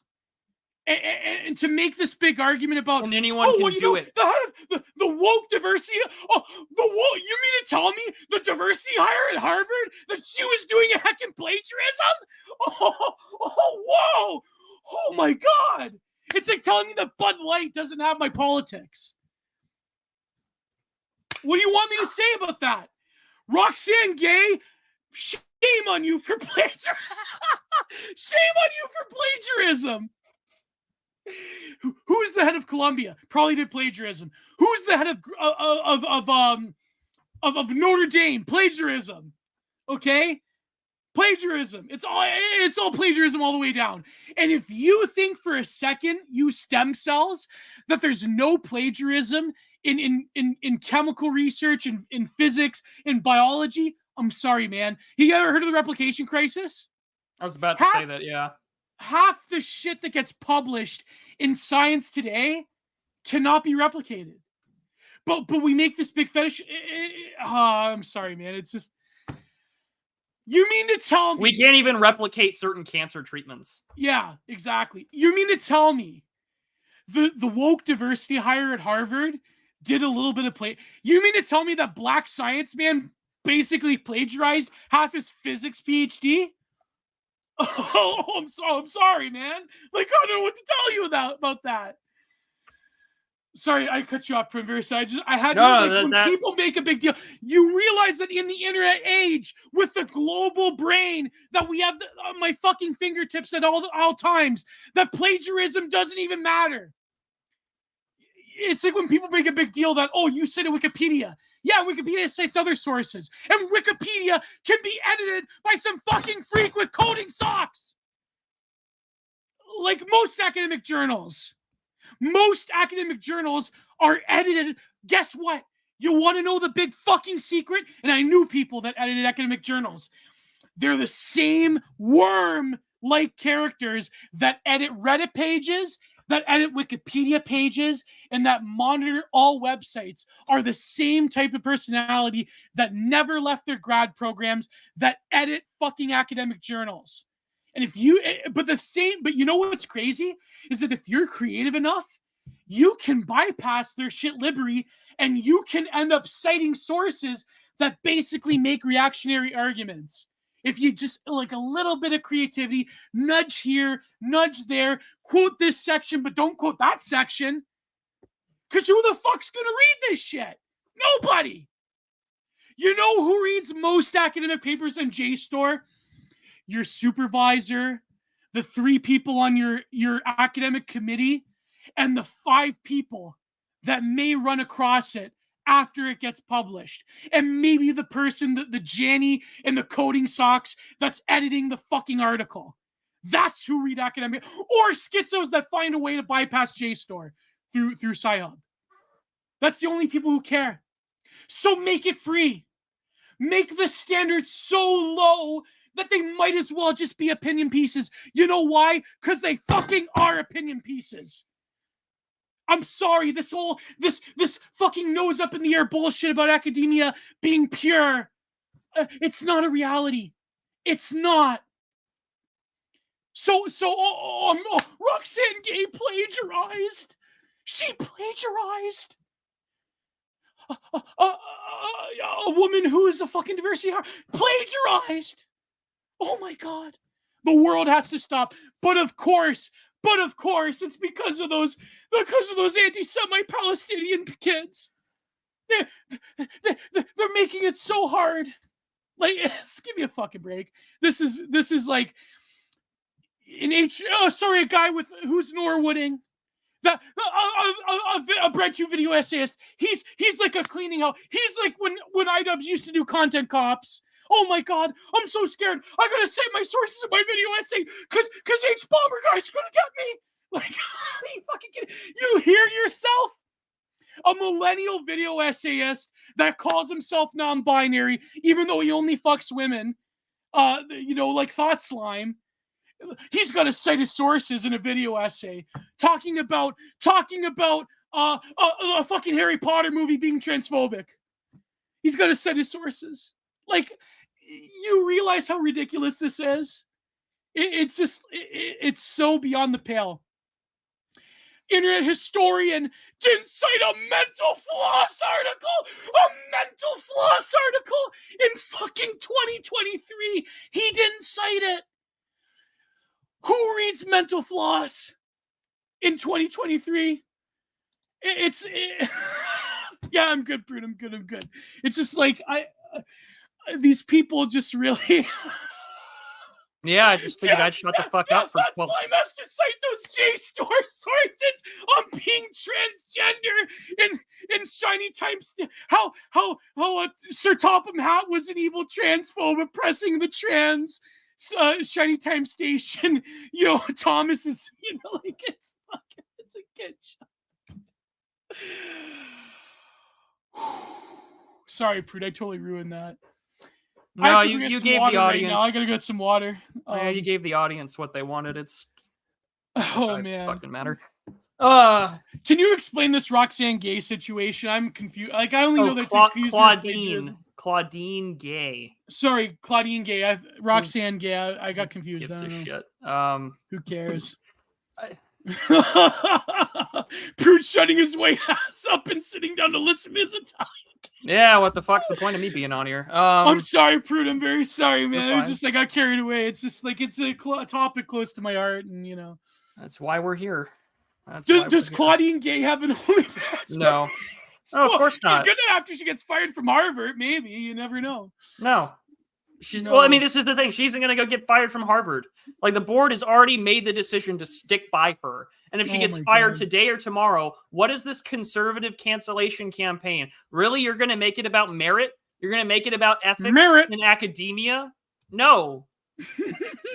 You're going to get rid of one black woman diversity hire who is the president of the Harvard College.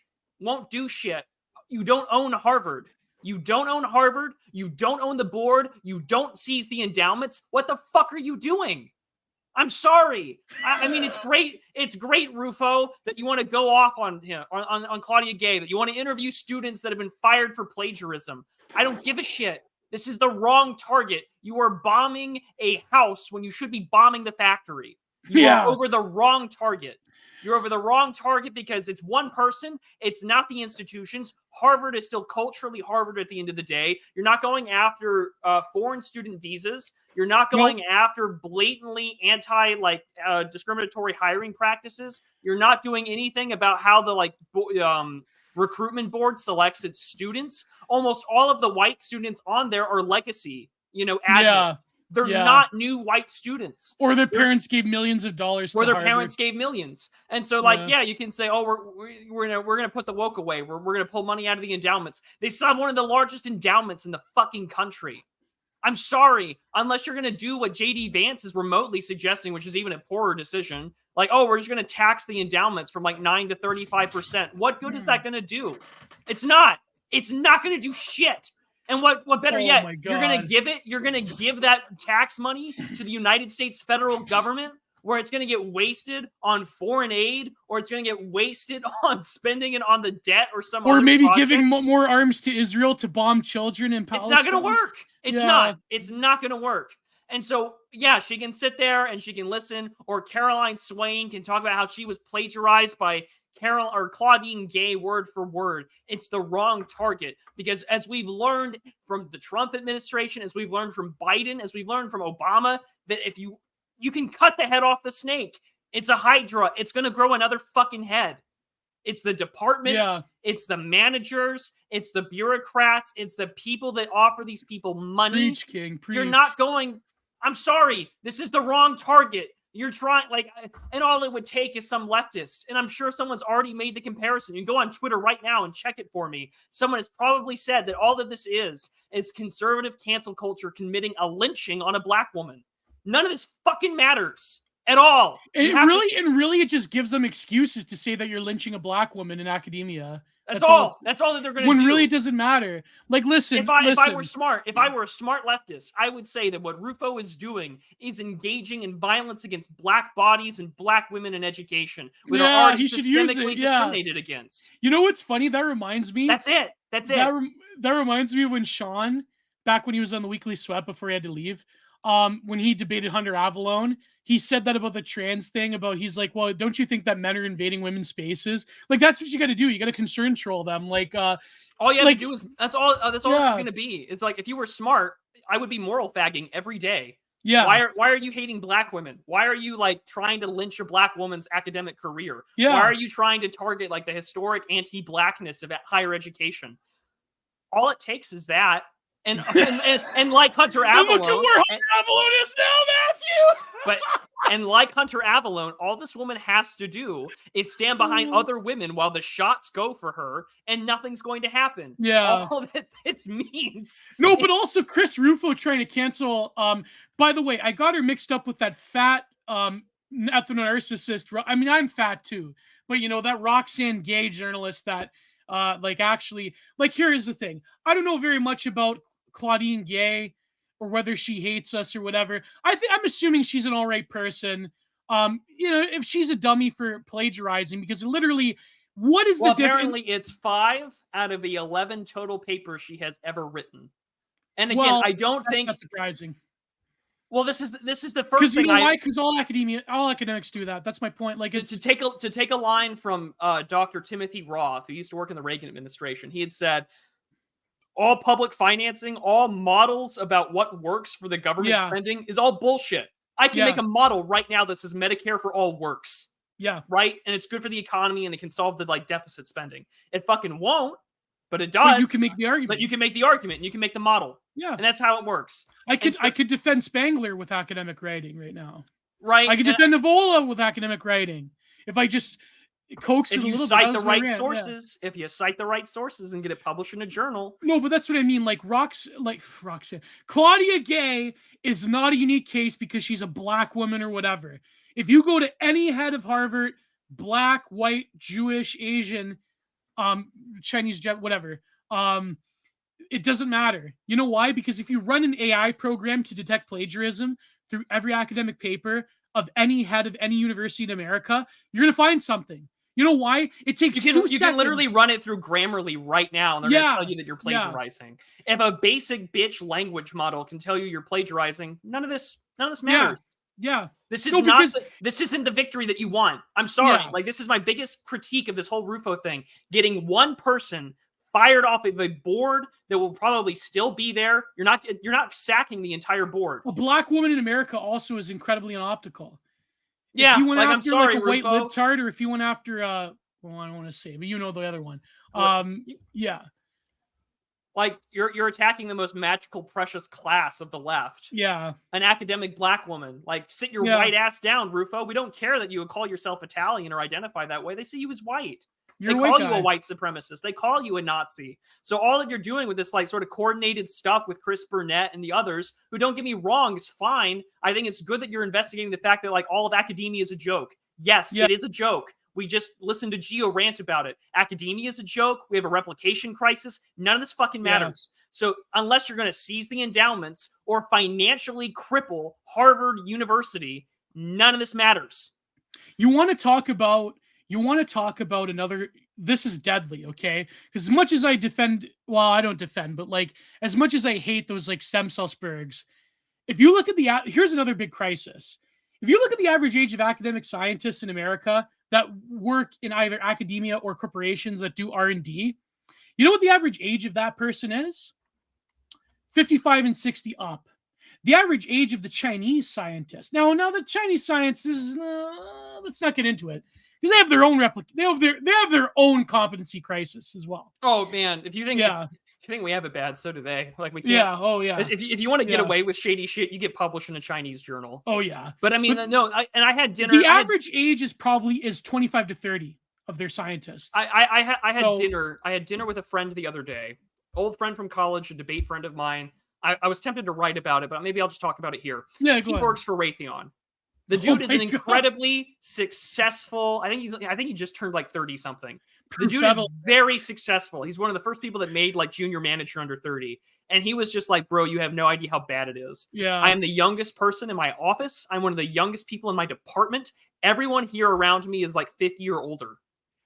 And he's just like, I don't know what's going to happen when these people go. And there's so much technical knowledge that he's the only one in his office that don't need a yearly prostate exam. Put it that way. Yeah, basically like that. I mean, and that don't use that don't need to take, that don't. He was like, I am the youngest. He's like, I'm the youngest person in my like area that has gotten the top secret clearance stuff. And like, he didn't tell me anything that would get him in trouble, and I'm not going to name him or anything. But it was just like, I haven't seen this guy in like 5, 6, 7 years, and I was just like, whoo, like, this is dangerous for us, right? That we can't recruit young people. This is the competency crisis. And this is something that, to go back to our first discussion ever about like, what was the year 2023? When I put that essay out, Morgoth commented, he's like, oh, don't forget, like, what kicked off this talk about the competency crisis was that Ocean Gate submarine collapse. Yeah. The guy who had tweeted about how like, we don't need the older white guys to do anything. Well, it turns out if you want to live, you need those guys. Yeah. And if you don't hire them, and instead you have a system that has destroyed it, like, this is the biggest issue that both the right and the left have. Is this one issue. There is no pedagogy on the left, and there's no pedagogy on the right. The left can make up any kind of new weird queer, there's literally a new discipline called fagotology. I shit you not. That's a real word and a real discipline for studying this, like, homosexuality. We might review the book on this show if we can get our hands on it. I think you can get it on LibGen. But nice. Okay, so like the left has no pedagogy. So it's like critical theory, some Kimberly Crenshaw, fagotology. Like that's the K line, right? Like that's where this leads to. On the right, when we talk about politics, it's just like, oh, no one reads about, put the woke away. Like, no one reads about the issues of like the new right papers. No one's talking about Bob Whitaker. No one's reading fucking Frank S. Meyer in Defense of Freedom. And then if you do read Frank S. Meyer in Defense of Freedom, you'll realize that Frank S. Meyer was a libtard in the 1940s before getting hired onto the National Review as being a new conservative. And it's just like, this is Sean Weiland says, he's like, as I said on Jay Burden's show, the marketing inmates are running the asylum. Like, there's a big reason why a lot of this is the theater kid occupied government meme. Like, a lot of it is just the marketing people, and a lot Joe of it is Biden's selling Christmas special. Oh yeah, although Yeah. Western Bestern had the best take on that. Dr. Biden. Dr. Jill Biden. What was with Western this- Bestern's takes? he just changed the music to some racist 1940 song. It was great. Oh, maybe it was Johnny Rebel or something like that. Yeah, no. But I mean, the big issue out of all of it is very straightforward. Well, here's the thing, Prude. Like this is why James Lindsay will never win. You can expose it for being a fraud. So qualified. It's never going to work. You can expose it for being a fraud, right? Yeah. Great, cool. We already know this. Everyone knows that it's a fraud. Even libtards that go into academia know it's a fraud for different reasons, but they know it's a fraud nevertheless.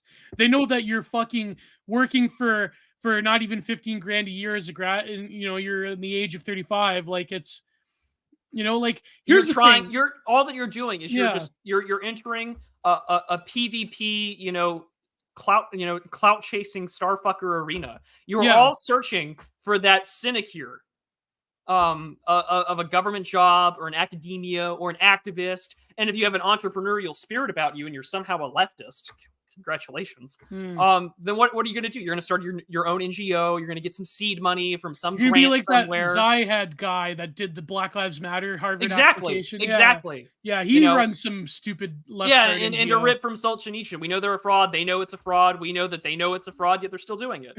Everyone knows. We know that he knows that we know that he motorboats. Never mind. Thank you, Phoebe. We know. Yeah, I got the reference. But okay, so I didn't see I didn't see the Anon Spurg's screen capping or whatever things that Claudine Gay, I mean, she probably, who knows if she discriminated against white people, but like from what I could tell, it's Harvard.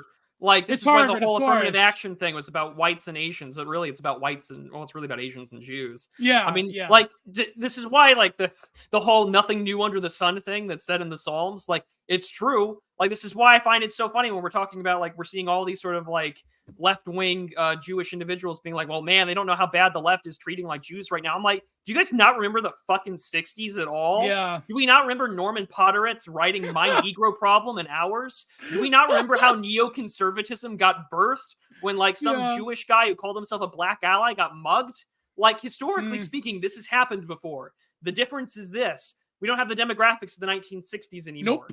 It's been 60 years, mass immigration, and turns out, we've replaced the most philo-Semitic people on the planet with people that hate us. Yeah.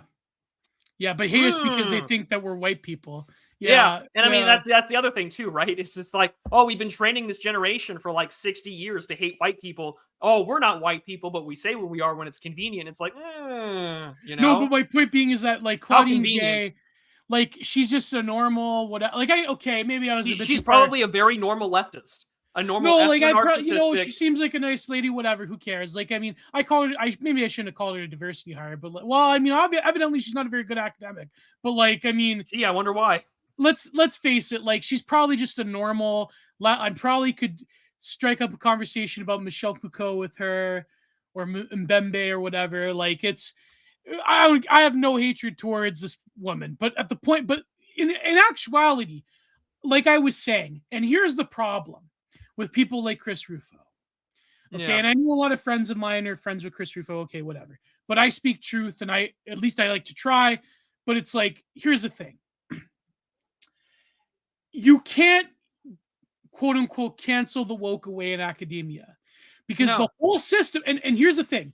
The whole system is designed to cancel you. Not only is it designed to cancel you, but let's bracket the actual politics of humanities departments. The system in general, as opposed to what it represented before and what it represents now, in terms of the corporatization of it, in terms of the way it must produce or perish, in terms of what it means for civilization, bracketing politics is a fundamentally dysfunctional system. Well, no, I don't mean to interrupt, Gio, but that's the biggest point. That's the biggest point. Yeah. What is the culture of the humanities or the liberal arts department with writ large? Write or die, publish or die. So you're in a system that encourages you to be nothing but lying, plagiaristic, and bullshit. Because if you can shake hands with your thesis defense, if you can shake hands with your advisor, none of this matters, because whatever you write can be total slop, total bullshit that makes no sense. Yeah. If you can do the dog and pony show of the thesis defense, get it published in a journal somewhere that already agrees with your takes. If you attach your identity categories to it. Oh yeah, like I'm trans, I'm black. You know, I'm trans, I'm Latinx, I'm whatever. You know, you do the whole. I should have played up the fat thing. I was way fatter in university. You know, you should have done. You got to do the governor of New York, right, or the mayor Bill de Blasio. You know, like I'm gay, I'm black, I'm Jewish, I'm an immigrant. Like the diversity statement plus knowing the right people and which journals to get into. I'm a Wignat. I'm a Graper. I'm an imprim. I'm a futurist. You know? Yeah, it was Cuomo. Thank you. Yeah, like Cuomo, if you do what Cuomo did, like you're good, right? Yeah, like you're set. Yeah. And that's the big issue, right? Is at the end of the day, work or die, publish or die, or you can't make it in academia. It necessitates plagiarism. Yeah, I mean, it's going to encourage it. It is systemically designed to be plagiaristic. That's all that it is. Yeah. And so what are we doing? We're witnessing a very small, influential group of conservatives that are, as they've described themselves, as mainly colorblind classical liberals. What year is this? And all that they're doing is they're trying to I think this is a good description, right? Where is it? A chihuahua, barking at a yard full of pit bulls. Yeah. Like, you're not going to kill the pit bull as an ankle biter. You're not. You won't kill it. Yeah, you can draw first blood. What good is that going to do afterwards? Their pit bull attacks are not even buckshot kills it all the way. You got to. Yeah, I mean, fuck. That's where you're at, right? Like it's ridiculous. It's ridiculous because you can critique the academic in the chance. And here's the thing. And maybe I am too generous. Who is it? Gloff or was it? You are too nice sometimes. Maybe I'm being too generous, but the reality is that even leftards, very few of them benefit from the academic system. The vast majority of people in adjunct positions who are grad students, basically TAing for free, who are doing this like menial make work stuff in NGOs outside of academia. In the art world, people who are studio hands for bigger artists who are handpicked by people, and it's all a bull. And if you think that here's the thing: when you apply for your master's, there probably is some level of meritocracy there. When you apply for your PhD, that meritocracy goes away because the PhD, if you're not crafting your proposal to the professor that you want, to the professor that your supervisor is friends with, they already, by the time the committee to pick a new round of grad students going to doctorate programs convenes around August or so, the professors have already told the committee who they want to pick and who they will pick. There's no meritocracy whatsoever. So people that get into PhD programs, people that linger for years in grad programs, that still live in dorms when they're 35 because they're TAs, those people aren't being benefited by the system. Leftards, they're benefited. The only benefit they get out of that is activist feelings. That's it. Well, no, I mean, what do they get to feel like? They get to feel like they're 18. Yes, for like forever. 18 years. Yes. How many people do we know, Gio, that went into their masters or got PhDs because they didn't want to quote and face the real world? I'm one of them. I have 2 masters because of that. And I thought I was going to go into PhD, but then I realized it was bullshit. So this is why at the end of the day, the firing this person or exposing what a fraud they are. Yeah. I don't think matters. I'm sorry. Like, yes, Rufo, you've done some good, and I'm happy for that. This is the wrong target. Yeah. This is the wrong target because you're not going after the money. You're not going after the endowments. You are not going to change any single produce or die mentality. No. Unless you change. And you know what the history books are going to write in case the base world happens? The history books are going to write that an evil white supremacist, Chris Rufo, but it doesn't matter. That because we live in a post-1990s world, it doesn't matter he's got an Italian last name. I have an Italian last name. Doesn't matter that my name is Penichetti, right? It will write to the enemy, you are white. Yeah. Exactly. It will write that an evil white supremacist, Chris Rufo, doesn't matter that he's got an Asian wife and he has HAPA kids, canceled a poor black woman academic who probably does have a sob story in her background that she grew up in the projects or whatever. Yeah. Claudine Gay. That this black woman that was just doing the best she could at Harvard, I believe the first black woman of color, the first woman of color to be the head of Harvard, got canceled by an evil white supremacist, Chris Rufo, with half a kids and an Asian wife. That's what this, and so Scott Manning, our good friend Scott Manning, they're taking away power and momentum to take away endowments and the donors. It's a big mistake. Exactly. Because Claudine Gay would have been forgotten by history because her work is mediocre and who cares? She was just another. She would have been a name on the plaque of the history of Harvard presidents. Exactly. And instead, when people look up to that you've made her a martyr. You've made her a martyr. You know what she's going to be remembered for? Like before this? Yeah, that too. Oh, white guy. Oh, black woman. White guy, Asian guy, trans guy. Sorry, trans woman. Sorry. That's what she's going to be remembered for. But now she will be remembered for that specific. You've made her a martyr. You've made her a martyr. That she was canceled by evil white supremacists that wanted to take over academia in the post-Trump era. That's what she's going to be remembered by. Claudine Gay will be one of the biggest martyrs in academia. And it will, and ironically enough, it will do the opposite of what Chris Rufo wants. It will shore up the academic system because then they're going to turn around and say, despite the corruption, despite the plagiarism, despite the fact that half the people shouldn't even be there, they're going to say, this is why we need the academic system, Prude. Because don't you know that poor women of color who went up from the ghettos, that they need this system to protect them from evil white supremacists being funded by Peter Thiel like Chris Rufo. That's what they're going to say. And maybe it doesn't matter. The details won't matter in the end. And so if you don't go after the true heart of, and this is why, and listen, I know people like Keith Woods, they go too far and they like attack Alex, and maybe Alex Jones deserves it. Who knows? But this is what happens when you attack things like Agenda 2030 or the World Economic Forum, and you don't attack things like the World Bank. Because who has more power, Klaus Schwab or the director of the World Bank in this society we live in? Who has more power over your daily life, over the lives of millions of people in the third world and elsewhere? Not Klaus Schwab. I mean, Klaus Schwab has openly said, time and time again, like a lot of the things that the WEF does is an extension of the U.S. State Department. Exactly. Like you're not targeting the right. You're not targeting the right. You know who really wants you to eat the bugs? Victoria Nuland. Senator McCarthy. Let's see who else. Who lifetime bureaucrat am I thinking of? Because a lot of them are dead now, like Dianne Feinstein. Yeah. I don't think Chuck Grassley. I mean, he's a Methuselah. I don't think he wants you to eat the bugs. But John Cornyn wants you to eat bugs now. We're doing really good numbers considering that fucking Oren has Dave Smith on right now. So whoa! Thank you for everyone listening. Thank you, everybody. Greatly appreciate it. You should have mentioned that. Now they're going to pop over to that stuff. No, but here's the thing. Name any like retarded. Oh fuck, sorry. Name any like bureaucrat. Dude, I said fagotology earlier today to you. I wouldn't worry about it right now. Like name any mindless bureaucrat that is part of some department in the USG that has power over your daily life. Yeah. Chuck Schumer wants you to eat the bugs. Chuck Schumer has way more power over your daily life than most people recognize. But yes. I will caveat this. A lot of the things that do affect your day-to-day life are incredibly local. Yes. Yeah. And you really need to deal with that. So I would highly recommend that people consider that instead.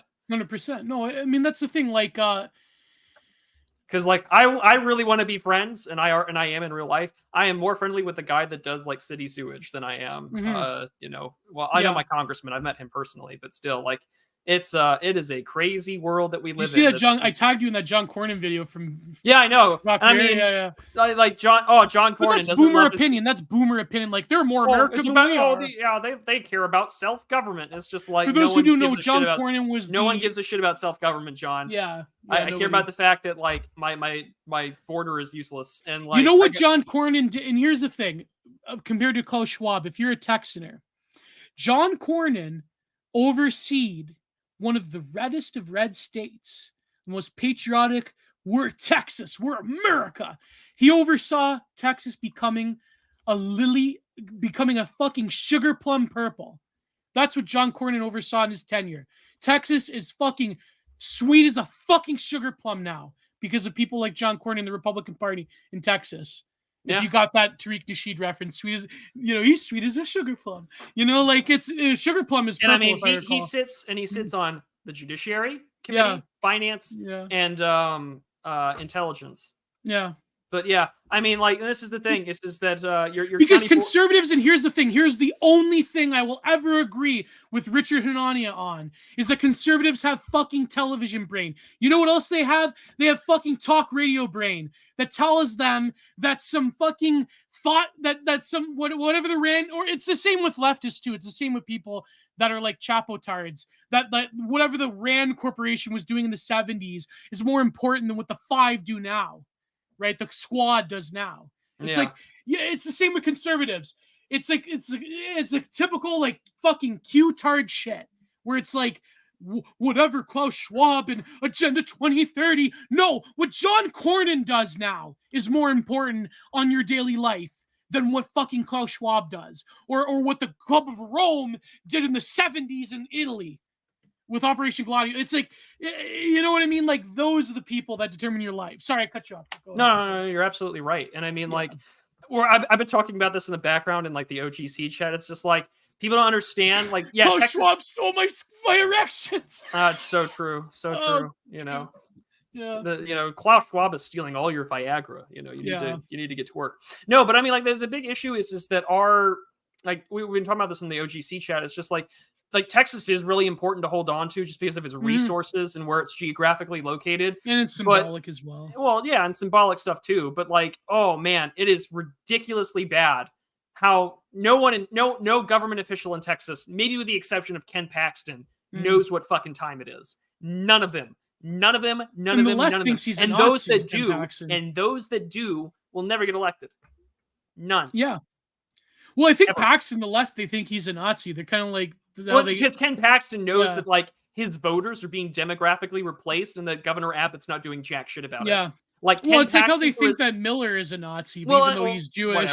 Like Ken Paxton's like best part is the acknowledgement, and he was a superstar during the him and Dan Patrick were pretty good suing the Obama administration for fucking everything that they want to do to the state on environmental regulations. I have a lot of respect for Ken Paxton. I would shake that man's hand. Yeah. The problem is that you don't have like how the administrative system of Texas works, because you have like the comptroller of public accounts, lieutenant governor, attorney general, governor, and the lieutenant governor, and the Texas land commissioner. So like those, like you kind of have like this weird pentarchy of divided rules and regulations for the executive authority. The problem is that like you need all five to win. And what even more importantly, you need the bureaucracy to do it. And no one in this like quote unquote safe Republican district and the state Republican state doesn't know anything about how bad it is at all. Like Gregor Abbott can do his boomer Reagan talking points. Like, business is a great place to do work in Texas. And it's like, cool, you're importing 1 million people that don't want to fucking vote for you. You've imported through your quote unquote economics more people than ever that will vote you out in the next office. And that's how it's going to be. Exactly. That's all that we've got. So maybe in the coming Civil War, Texas will side with California. They have their way. Do you want to transition to that? Can you explain really quick? I just have to get a bottle of water. So yeah. What do you mean, like the movie or what? Yeah, explain the movie or the trailer to people. What people? Oh God. For those who missed it, I'm just going to share the image so we can let everyone who's watching on the replay that about an hour and 52 minutes in, we finally got to the subject of the movie. Oh, no. I know. We kept you waiting, fuckers, didn't we? We kept you waiting. So here we are. So while Geo is there, don't respect the Alamo. Well, that's a shame. You should. So for those who missed it, Alex Garland with A24 movies, the guy who's written Annihilation, Ex Machina, 28 Days Later, a very good movie writer. Was there a topic for this stream? A little bit. We didn't really have something planned, but here we go. So anyways, movie trailer dropped yesterday. Usual DA episode gets to the point 2 hours in. Oh man. Do not follow and identify with the glasses. Oh, we're gonna get into that. So anyways, Alex Garland is putting out a movie that is coming out, I believe, in April of next year, depicting a future or a fictional civil war in the United States. and that is what's going to happen in this film. As for the trailer, if you've seen it, you kind of already know where this is going. The movie does not give you, plus Alex Garland has not. What's the word I'm looking? I'm not going to read that super chat, John Carter. Sorry. But anyways, they don't give us a reason for why the Civil War happens. We know that there is a Texas-California Western Alliance plus the Florida Coalition or whatever.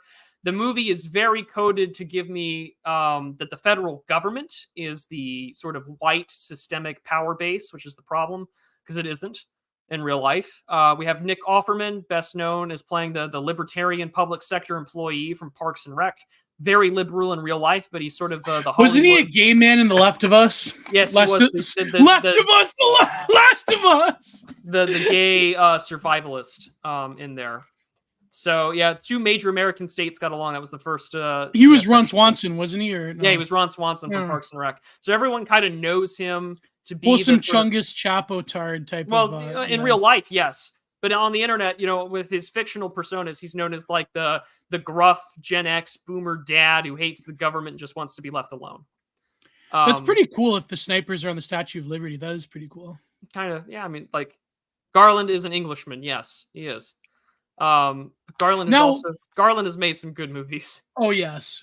I will defend that. I can say that at the very least. As for the film trailer, everyone's got the whole "what kind of American are you?" Isn't it Jesse Clemens, right? Or Plemons, or however you pronounce his name? The guy that played that fucking evil, character from Breaking Bad. He's known as the white psychopath savage that everyone points to as like white men are evil in popular media and culture. You have the libertarian coded, right-wing coded third term president, trying to defend uses against civilian airstrikes. Nothing like bombing middle America, where in the backdrop you can see a Protestant church with a sign that says Jesus save on it as a bomb goes off. Again, this trailer, like a lot of movie trailers, oftentimes can give us a radically different take than what the film's supposed to be. I would be pleasantly surprised if my expectations. This is what my friend Mason Masters is saying: is he's giving us red meat, but the movie might be totally different than what we think. Well, and there's the likelihood that that's the case. I have to laugh that the journalists are the good guys. The dude from Breaking Bad and Fargo. Yeah, and I mean, Biden talking about bombing Americans. Now you would need F-15s and nuclear weapons to oversize it. Also, the idea that we're going to like totally take over Washington and give us these weird, like progressive version of J6 where we like drag the president out of the Oval Office and stuff. Tree Surgeon didn't like Men. That was a good. It was an avant-garde film. It was, I believe, the first film he made for A24. Did you watch Men? I did. Actually, I watched it last night after Mason Masters brought it up. It was fucking weird, yeah. But it was about men and the feminine. It had a lot of like Freudian and Jungian symbolism, and because her husband offs himself in that film, and then this sets off the trauma that like every man is a creep, and it's all the men in the movie are played by the same actor. Yes. And so like I saw it more as a weird like exploring female trauma type movie, and how the men go through multiple metamorphosis, and psychically affected. Yeah.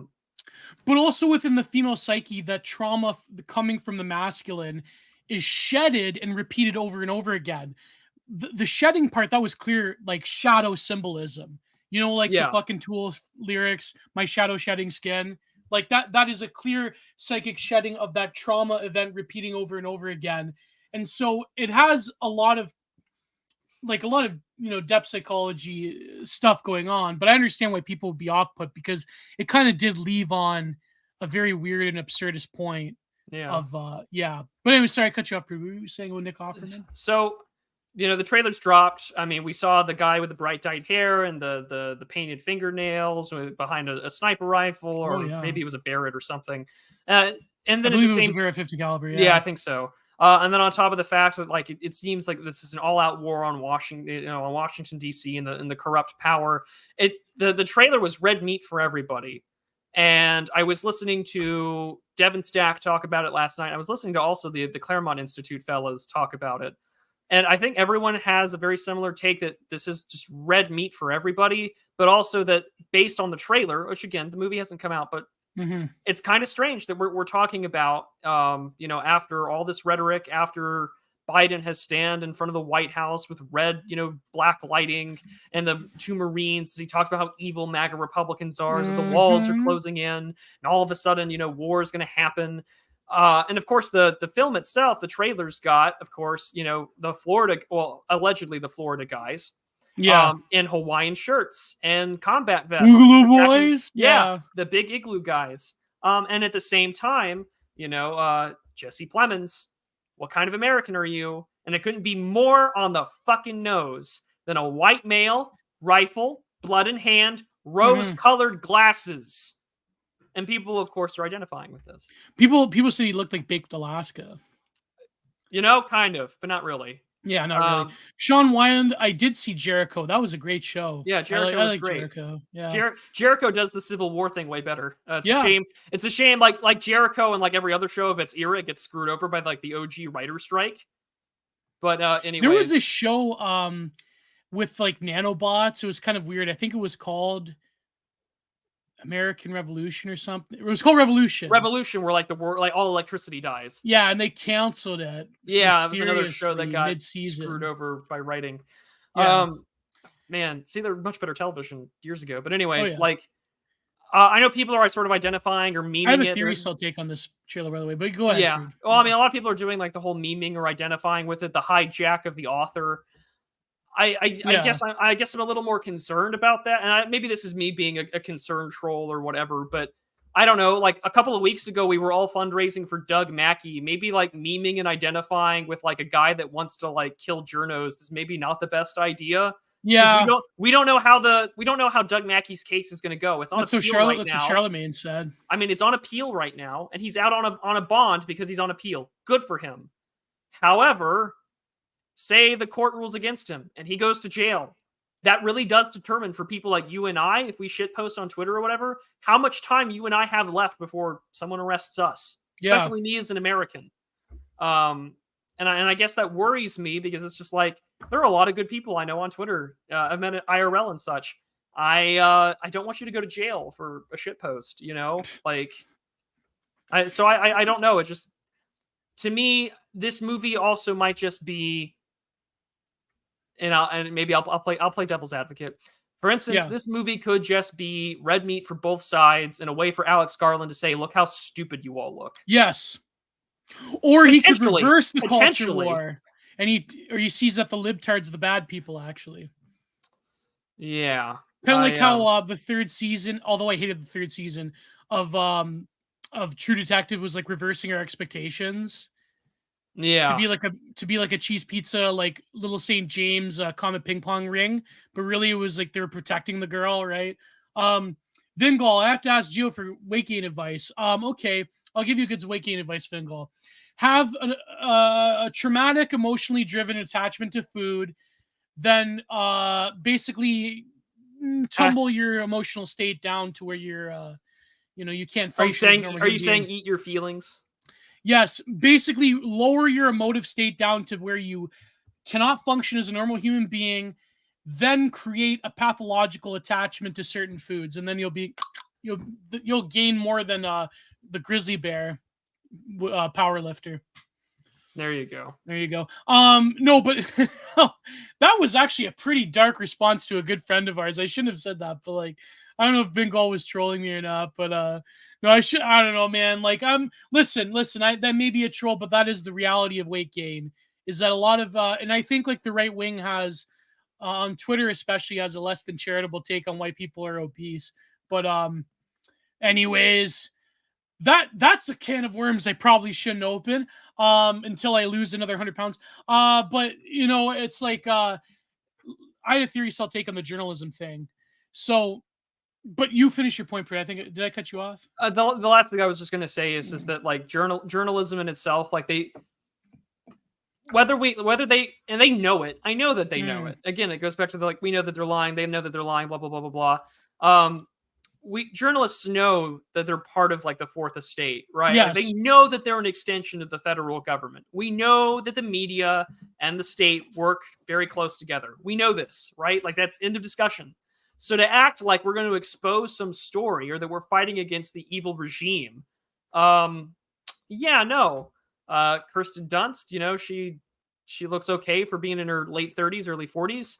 But if she's the protagonist with this diverse cast of plucky characters about how we're gonna like tell the real story of the American Civil War and how like important it is for the meta narrative that like the real story be told. This is it sounds like I'm just blowing a bunch of journalists. Well, I never liked Kristen Dunst for some reason. I don't know, she's all right, but like her characters always tended to annoy me for some reason. Like, you didn't like her as Mary Jane? Well, you didn't like her in Small Soldiers? She was. Oh yeah, that's right. She was in Small Soldiers. Yeah, that's one of my favorite Christmas movies. I love Small Soldiers. It's such schlock, but I love it. It is. Yeah. I was obsessed with that when I was a little kid. No. She was really good in Melancholia. Like that personality that she has was really good for Melancholia. What'd you say about Small Soldiers? Oh, I said no. She was also good in Marie Antoinette. That's right. She like I think of her as like an explicitly late 90s, early 2000s like child actress and like young star, and then like from like 2010 to like 2015. When she was in Spider-Man. Well, yeah, but I mean that ran from like 2000 to like 2007. Yeah. Yeah, she was good in Interview with a Vampire, but in The Eternal Sunshine of a Spotless Mind, I never watched Eternal Sunshine. I feel like it's alright. I feel like it's I just hate Jim Carrey, that's why. I feel like it's overrated. That was with Jim Carrey, right? Yeah, with Jim Carrey. Yeah, I feel like it's overrated. Carrey. That's why. It is overrated. I mean, they say Lost in Kyoto is overrated, but it was alright. Lost in Translation, sorry. Lost in Kyoto was a song from that. Yeah. From what's that French ambient It's band? All right. It's a mid movie, Yeah, it's a mid movie. But no, Kirsten Dunst. What are your theory cell takes? Well, no, I was gonna say like Aronofsky is overrated, Scott Manning. But I was gonna say that like the way that popular media portrays journalism, it's almost like how what Sam Chris said about The Matrix, how it concretizes like cybernetic theory and Jean Baudrillard's simulation. It's sort of like makes a concrete Plato's cave out of it. Mm-hmm. In a way, this film where like journalists, like their camera becomes a gun. Like, I remember that old We Are Changed logo or animation that they would have for Luke Rudkowski. It's like the camera is like an AR-15, right? It's doesn't he make this point in his book? I haven't read it. I'm just assuming that he makes this point in Selfie Suicide. Yes. Yeah. Okay. Yeah. Thank you for making sure I don't have to buy a book. Yeah. Oh God. But no, Luke Rudkowski, that graphic, right, from Mirror Change, right? Yeah. No, but because it's really journalism goes to this weird, the way that people think of journalism is that it goes to this weird concretization thing where people think of it as the action of journalism, quote unquote, translates into policy. And that when, it's kind of like how in a video game, how like by the physics of the video game, things have to become concrete that aren't concrete in real life. Like, for example, like like map limitations, like there's just a barrier that's put up. Like you obviously could. Exactly, or like how in GTA San Andreas, or like that game that had an amazing soundtrack, Jet Set Radio. Yeah, how, like the physical graffiti tagging translates into like that is your territory, which does work like that in real life in gang areas. But like the physical tagging alerts the police, like GTA. When you cap someone off, it alerts the police right away, and the stars, right? The level of threat. In a way, people think of journalism as taking something impermanent or something that is ethereal or something that is virtual, especially in the digital medium, and translating into something concrete. That a journalist taking a photo of a sniper on this statue here, that the journalist is going to infiltrate the regime and they're going to be ahead of the rebel soldiers, and when they take that photo, people are going to awaken to it, right? Yeah. But the reality is that it's They only an optical. they want their flags over Iwo Jima photo. Exactly. Yes. They want their Soviet flag over the Reichstag. So journalism is, the way people think about it, is the concretization of power. But if you're in a regime where people know the score, in a right-wing I'm assuming right-wing reactionary pro-white regime, it's like an optical to who? An optical to who? Because the people that are going to hate us in the modern culture war context, if this film truly is about that, people are going to hate us anyways. And people that support us are going to support us anyways. People know that we're an overt whatever this regime, it's like white supremacist, right-wing, Trump, MAGA-tard, whatever. So it's like an optical to who, right? Because optics game only matters when you're in a position to dictate what is optical and what is not. Yeah. Short of that power, it's kind of like how people think protests translate into material change. Like, people have this mythology, this like libtard mythology with the civil rights movement or the French Revolution or whatever, is that we know, and this is a good point that, I know Yarvin makes this point, whatever, but it's like, an elite consented to that before.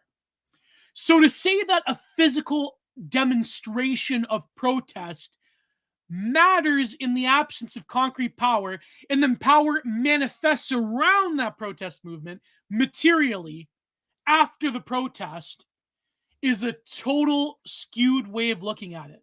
Well, and what are these things? Because okay, the last movie that was really made about a civil war had, was based on immigration, but it was also like a dark comedy, right? This came out in like the late 90s. Oh, Bushwick. Yeah, right. And kind of like a late 90s satire, dark comedy, political issue, right? Nothing. Oh, not Bushwick. What are you referring to? It's oh god, it came out like 1997 or so, 1997 war movie. Yeah, the second Civil War was a satirical black comedy in 97. Whoa! It was anti-immigrant sentiment. Yeah, it was Joe Dante, and it's not like he's gone anywhere, right? But the thing too, right, is that these are luxury beliefs. These are luxury opinions. And you can get away with a movie that, at least on paper from the trailer and such, all that we're witnessing, right, is what allegedly looks like, I mean, again, it's so on the fucking nose. Really? A white male, rifle, blood on hands, rose-colored glasses? What kind of American are you? I'll give you a good example. Go ahead. There was a journalist that exposed, during the Bosnian War, exposed the UN officials sex trafficking women and young women, or paying for sex by destitute women in very harrowing situations. Some of them survived those RPing camps. UN officials doing this. Yeah. This was in the cover of the New York Times in 2001. Yeah. Nobody was punished. And who was the director of the UN at the time? Was it still Boutros? Or was it somebody UN, let me check. During the Bosnian War. I can just look it up. UN. I believe it was Boutros, yeah. Remember when Dale Gribble was like, yeah, it was Boutros, golly ollie. He was there for 5 years. Yeah. So from 92 to 97. Yes. So he was there during the Bosnian War. And he died in 2016. Yeah. Was he punished for that? No. You know how many corporations? But it's also the United Nations. When are you going to see punishment? Well, who's gonna imprison Boutros? Maybe the Americans who, right? Like it's like how many corporations? International law has always been predicated on the force of a gun. Exactly. Like, this is why my favorite law professor was like, international law doesn't exist. 100%. You know how many Nigerian children have leukemia right now because of a pipe burst that BP, I believe it was either BP or Shell. It was Shell. That in Nigeria, their pipeline was like basically gushing for 4 months in a village near Lagos. And it would cut into the profit margin to actually repair the pipeline than it is just to let the oil spill as spillage. You know how many children? I believe 100 children died, and thousands of them have cancer, and same with Bo Paul. Well, hold on. Who cares? Let's swap. Let's change gears for a second, because I think that this movie is an interesting backdrop. Because I watched 2 films last night back to back with my folks over dinner, and I thought it was particularly interesting. I watched the Jack Reacher film with Tom Cruise, which is not bad. Why do boomers like that film? My parents like that film. Well, it's not bad in terms of the writing, because it's very tight. Like, it's somewhat believable. Well, this is the reason why chat, so we'll get to this question. But I'll get to it in a second, because I'm trying to swap gears. The reason why the whole fucking like Sherlock Holmes deduction trope sucks is that no one knows how to write the scenario where he can deduce that conclusion. It's always some stupid twist at the end. Where it's like, well, actually, I saw this, blah blah blah blah blah. And that's why no one can do that. No one can write that character well. Why? Because Arthur Conan Doyle was a part of the New World Order, and that's how he could have wrote. He was Jack the Ripper. That's how he could write the Sherlock Holmes story. But no one can do that. And so again, and that's probably, it's a big reason why I think that movie has a lot of issues with it. But I mean, like, competently shot, Tom Cruise should not be Jack Reacher. Yeah. But the movie I watched right after that, because it just popped up because we had they have Amazon, was Shooter with Mark Wahlberg. Oh my god, that film. And this is like, the series is absolutely terrible, by the way. The series is like totally libtarded. Well, anyways, I thought it was particularly interesting. She mentioned a pipeline, Africans, mass graves, and such. And it's this whole like assassinating an African archbishop, but it makes it look like you're putting an attack on the president's life. And it's a fun little conspiracy thriller, but it's so liberally coded. It's about the oil. Oh, we totally killed Kennedy. The guys who did it in the grassy knoll were killed within 3 hours. Yada yada yada. The series is about an evil racist Texaner butcher shop owner, a senator from Montana who's a very clear stand-in for Dick Cheney. One of those post-Global War on Terror movies came out in 2011 during Barack Obama's first term. So it's sort of this like critique of Bush. But this is an interesting transition to where Garland, who's written about, and Garland's a British guy, and Garland has done, he did 28 Days Later, right? Yes. Did he do 28 weeks? He left that project. It was only Daily Boyle for 28 weeks. Okay. So he did. He did the comic books that are, I think, more interesting than even 28 Weeks Later. Okay. But the only redeeming quality of 28 Weeks Later was the combat scenes, but that was about it. Interesting. Because 28 Days Later has this whole like mythology, has this whole like. I mean, I'm gonna. It has a lot to do with the progressive activist that sets it off, because he sets off in 28 Days Later. It is the progressive animal rights activists that freed the chimpanzees that have the rage or T-virus or whatever it's called. And by the way, really that sets off the whole plot. Yeah, I'm not mad at you, Vingal. I was just joking, Vingal. It wasn't about you. Don't worry about it, bro. Tom Cruise's entire life story is the tragedy of manlets. I mean, he did pretty fine. Yeah, Tom Cruise has done fine for himself. All it took was selling your soul to the Church of Scientology. But also, like 28 Days Later is also about the quest for finding yourself among the ruins and that hope of one day recognizing a form of normalcy. And it's also because of the isolation of the Brit. It's also a tale of the isolation of the British as well. In that there's this one scene where before they executed Farrell, who is sort of like their philosophic type officer, who defends them because that's when they wanted to. So Alex Garland. I'm sorry for interrupting, but like, Alex Garland has got sort of the British mindset, and the isolation of Britain exposed in 28 Days Later. Yes. I've noticed throughout, and I mean, of course, there's Dread is in Sunshine. Well, Men deals with isolation as well in a rural British setting too, but that's but it also has a lot to do with female trauma. Yes, that movie is I think a lot of people misread that movie, and there's some issues with it. But I'm thinking about the last 3 movies he's done. Well, I haven't seen Dev, so I can't speak anything to it. So Men, Ex Machina, and Annihilation, 2014, 2018, 2022. All these movies are very female focused. Yes. Even with the machine and Ex Machina, the woman robot it's still a woman.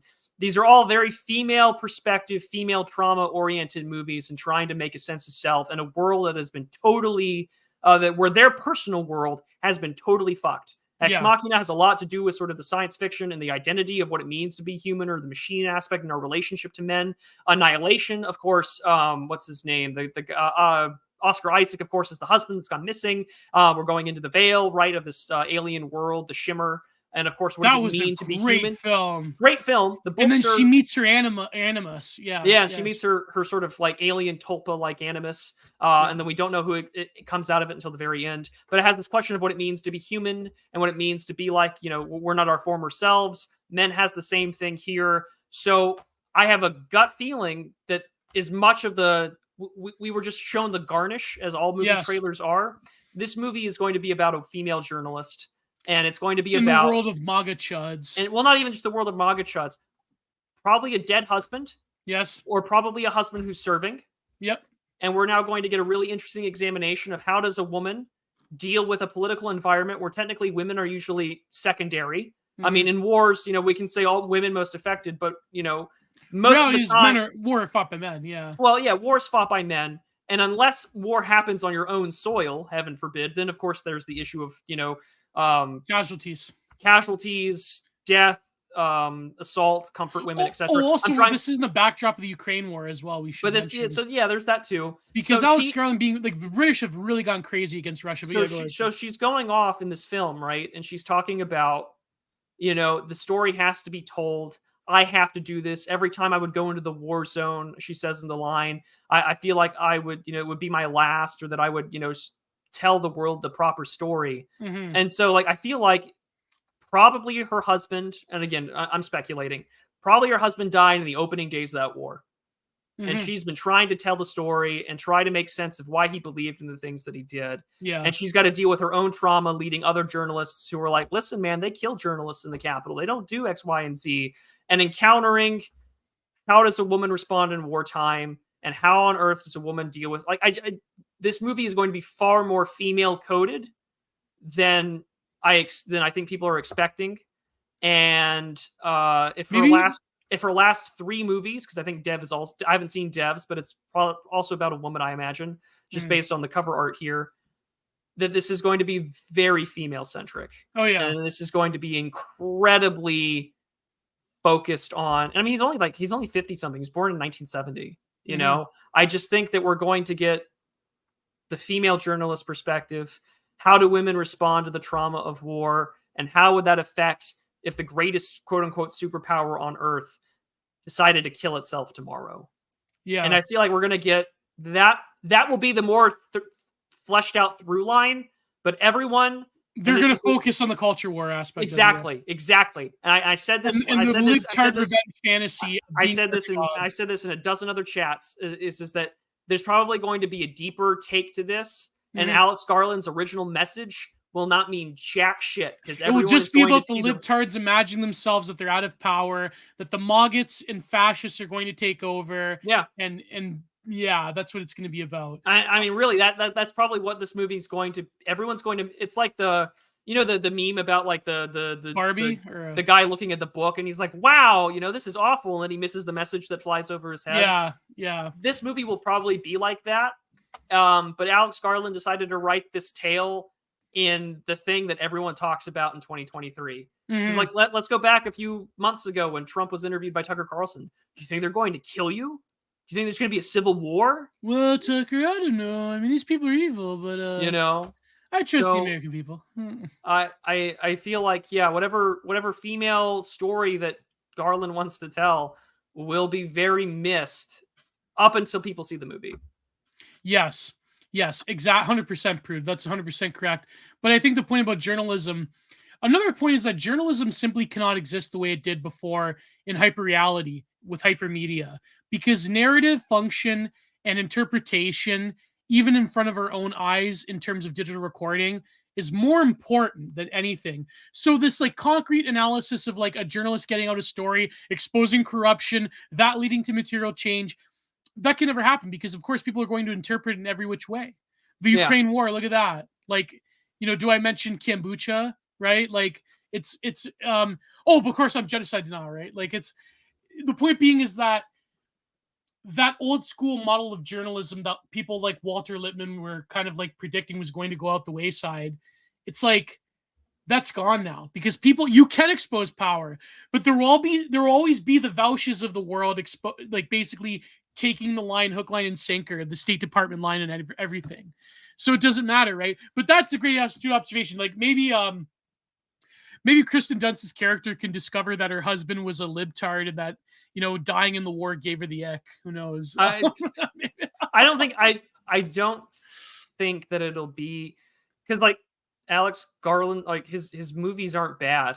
No, they're great. Like they're I look at the films that I've seen, whether it's from 28 Days Later, Dread, Sunshine, Ex Machina, and Annihilation and Men, which I watched last night after, to prep for this discussion, because it's been said, Garland has said that this movie is a companion piece to Men. So considering that the movie Men has a lot to do with female trauma and the notion of sort of like the female paranoia in the in an isolated, unsafe environment, no man to protect you, your husband is gone, everywhere you go you see a man that wants to assault you or hurt you or whatever, and is a crazy psychopath where you'll be out walking around, you just see him naked.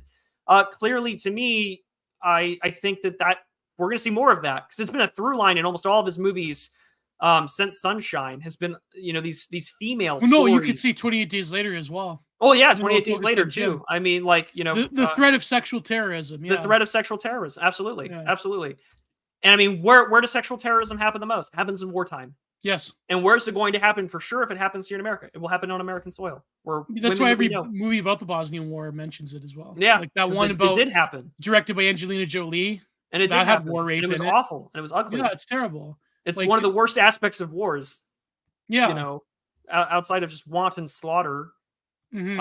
Of course, it's the mass, assault and abuse and rape of women. It is bad. Don't feel you can even like, listen, whatever side you pick or whoever side you feel is more warranted in that war. Like, I mean, yeah, it's not. You can't excuse away that. You know what I mean? You can't you can't just go like base Serbia forever and be like, yeah, that was all right, that was cool. You know what I mean? Like it's a terrifying reality, and it's like especially when you have wars based on man, I sound like a libtard academic right now. Yeah, same. Like when you have wars based on ethnicity and ethnic cleansing, that's when war rape also happens. Especially when you have wars of extermination.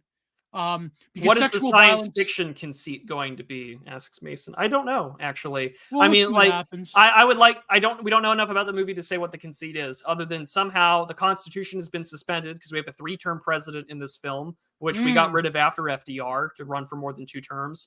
And somehow California and Texas are together, despite the fact that the only way I see any sort of unification of that happening is going to be through immigration. The Browning. So to me, it's going to be it'll be very color coded. Yeah. So yeah. Well, no, but I think like exactly. Yeah, I mean exactly. Yeah. In the history of man, that women's genes are coded to get over racial faster than men's survival strategy. Yeah, that's true. That's true. I have some breaking news for you. Okay. I just saw Twitter, not to deviate. That Iowa state capitol Satanist statue. Yeah. Beheaded. Whoa! They tipped it over. Now they Michael Cassidy, a Christian and former military officer, tore down and beheaded the Satan altar in the Iowa state capitol. The world may tell Christians to submissively accept the legitimization of Satan, but none of the founders would have considered government sanction of satanic altars inside Capitol buildings as protected by the First Amendment, Cassidy told the Republican. Press W in the chat. Sentinel. So good. I hope that dude. I hope he opens up a GoFundMe. A GoFundMe. Or a Give Send Go. Or Give Send Go, and I will donate. Amen, sir. Congratulations. God bless. What a white pill. I remember PPP. He had this thing when about like baked Alaska's Give Send Go. He called it Griff Scam Glow. And then he like went through all the scam ones where this guy was selling like holy water that can cure cancer, and like he's like Griff Scam Glow. No, like Give Send Go does help a lot of people, but there is a lot of scamsters on it. Let's face it. It is. There can be a bit more quality control for like evangelicals selling holy water that can cure cancer or whatever. But yeah. Yeah. Chud special operation in Washington. Well, it appears that the Chuds are the ones that have the federal government. So yeah, I'm curious to know what the conceit is, and maybe Alex Garland's predicting a Trump victory next year. I don't know. Yeah, who knows? Griff Skim Glow. Yeah, that is a W though. Jeremy Carl tweets that the guy who did it, Michael Cassidy, who beheaded the Satanist statue, retweets and reads guys like Jeremy Carl and Orrin McIntyre. Whoa! So there we go. We got some W's there. Good on him. Hopefully Orrin doesn't have Satanists in his mentions now. Yeah, he's followed by our guys. And who does he follow? That's a great question. Will he go to jail, or they'll just give him like...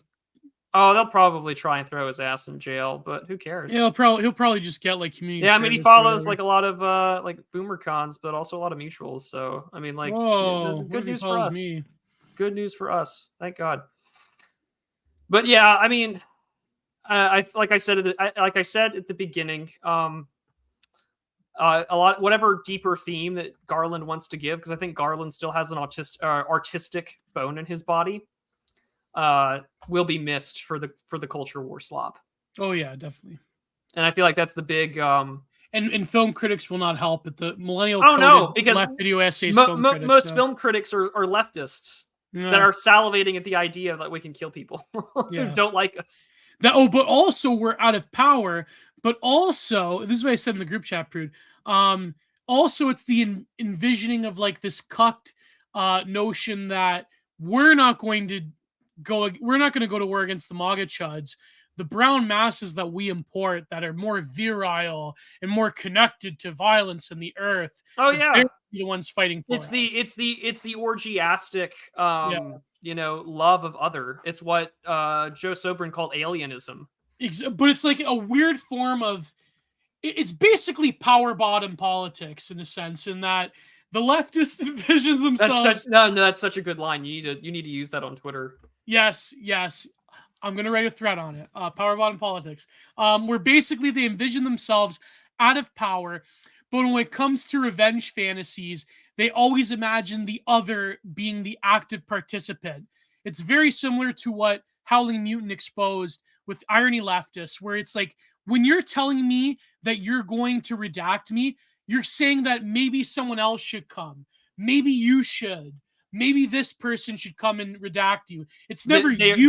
They are begging. They are begging. Yeah. Please, end me. Please replace me. Please redact me. Exactly. Yeah. But it's like the revenge and power fantasy. It's always that another person's going to do the redacting against you. It's never that it's never just threatening. Like people like Howling Mutants, never just DMing him saying, I'm going to redact you. It's like, no, I hope that this other person comes and redacts you. It's power bottom philosophy right there. It's like, it's guiding from underneath the whole orchestration of the revenge fantasy that you are not a participant in, but you're guiding someone else who is more virile, stronger. You're guiding the bull into doing your dirty work. That's basically what it is. Yeah.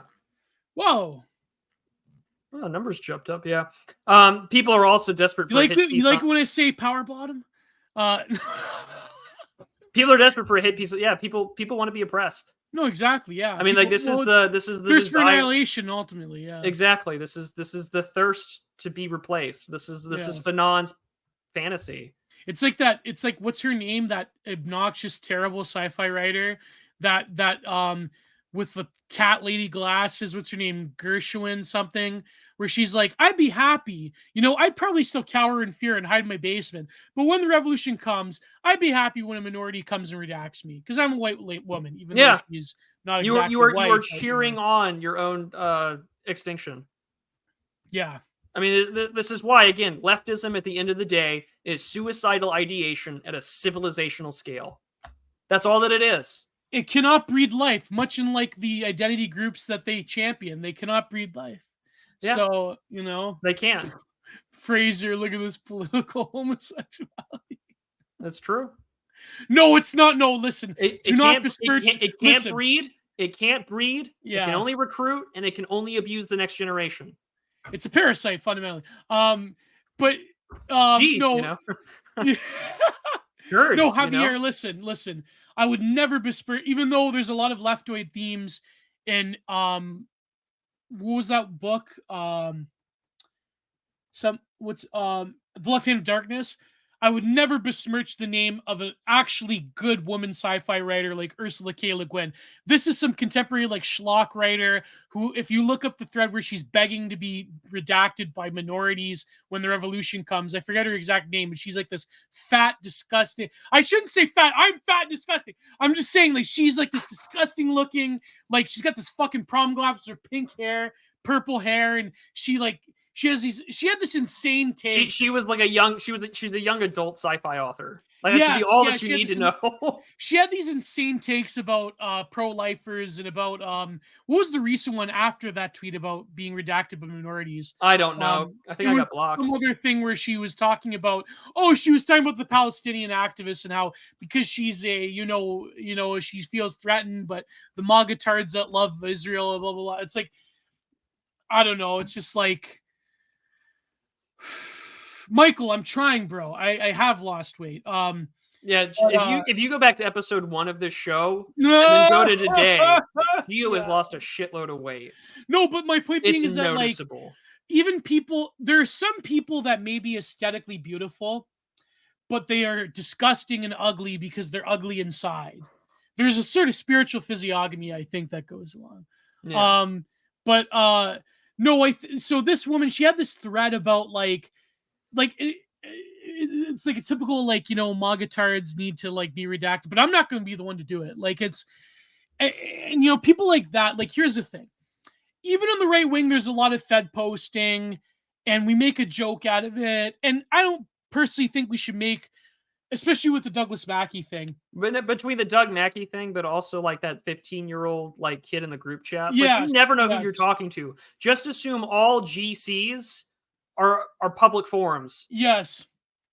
And so I think it's probably not advantageous at this time or any time really to like joke about like redacting journalists. Like there's people like that even like they do this thing where it's like, well, the Israelis have redacted journalists in Gaza. That's based. It's like a lot, okay. And I know this is like a pro-Palestine argument, but like, a lot of the journalists that are in Gaza, they call them journalists, but they're really just bloggers who live there, who blog about their experience. Yeah. And it's like and apparently there was a report that was leaked from the American government that about 70% of all the bombs the Israelis are using have been unguided. So it's like, we know what's going on, right? Like you could say it's base that they're targeting journalists, but put it this way. When it comes to Gaza, do you honestly think that it's journalists from the BBC and from ABC or from the New York Times that are being targeted in Gaza? Who are the journalists that are dying in Gaza? They're not the mainstream journalists, let me tell you, right? So this whole thing about celebrating, the Israelis are based because they're redacting journalists. It's like, they're not the journalists that you think they are. They're not the ones that you hate, the ones that wish for your demise, okay? You know what I mean? They're not the fucking New York Times editorial board that are there. It's like, so anyway, sorry. Maybe I'm just more or less slurring, but it's just, well, chat will, keep you in check there, right? Yeah. No, I mean, like, this is the thing, though, right? Is that, it's the word I'm looking for, As much as you hate journalists, you don't hate them enough. You don't hate them enough, but I think that at the end of the day, it's not about just doing this like revenge fantasy against journalists where you're like posting these like cartoonish like whatever. What is more important? It's like this conversation we had about the World Economic Forum, right? The individual journalists are contemptible, but those people would have zero power or zero impact on your life if the institutions were either changed or destroyed, or the population existed in a cultural, religious, and other identity markers that were productive, and that people wouldn't tolerate having such subversive journalists in the sense that they wouldn't get a job. Here's the point. Where's Julian Assange right now? He's a journalist, and he's in jail. Tell me where he is right now. You know, he's like there's a big difference. Yeah, there's a big difference between you know a shit lib for the BBC and Julian Assange. Even if you hate Julian Assange or think he's a traitor or whatever you do, exactly, yeah, way more damage to the world system as we know it than any of that. Let me do the Millennial Woes voice. Julian Assange has done more than Ash Sarkar in this lifetime than Ash Sarkar, right? Like Julia Loft and who's that Antifa one? I don't want to name her, but like the SPLC one, you know the one. Like Julian Assange actually took a huge chunk out of the fucking regime, and he's paying the price, and he might die soon. That's what I heard apparently about his health. And Tucker's trying to get the interview. So these journalists that talk about being persecuted by the right wing because they're being quote tweeted, the point being is that if you are an anon on Twitter, and I know this comes off as moral F slurring, but if you're an anon on Twitter, look at me, I'm looking in the camera right now. If you quote tweet a journalist saying, I'm going to take whatever and I'm going to redact you, that might one day be placed in federal court, or it might be heard on the Supreme Court, used to justify why they should crack down on you on the right wing. And I know it's funny and it's edgy, but at the end of the day, you have to maintain focus. What is more important? Going after individual journalists and making them mad or death threatening them or whatever? Or making those institutions that make the words of and the writing of those journalists matter, making those institutions obsolete? What's more important? What is more systemic?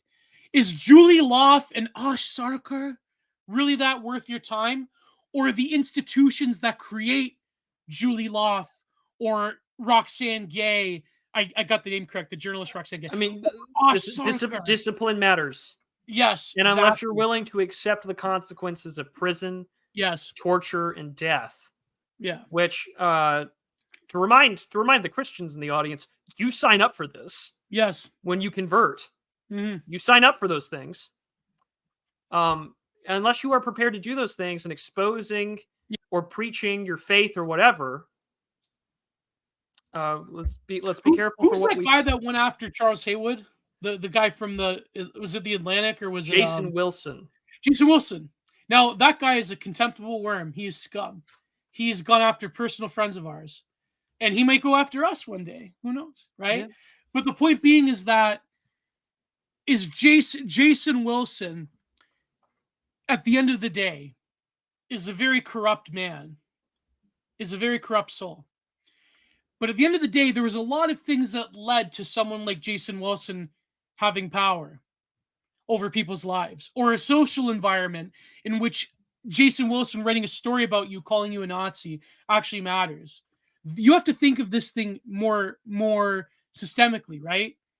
You have to think about these things more, because it's fun. It's like, you know, you get your fucking anger out. And when I saw that Jason Wilson went after a personal friend of ours, I was angry. I remember my girlfriend's I was with my girlfriend at the time.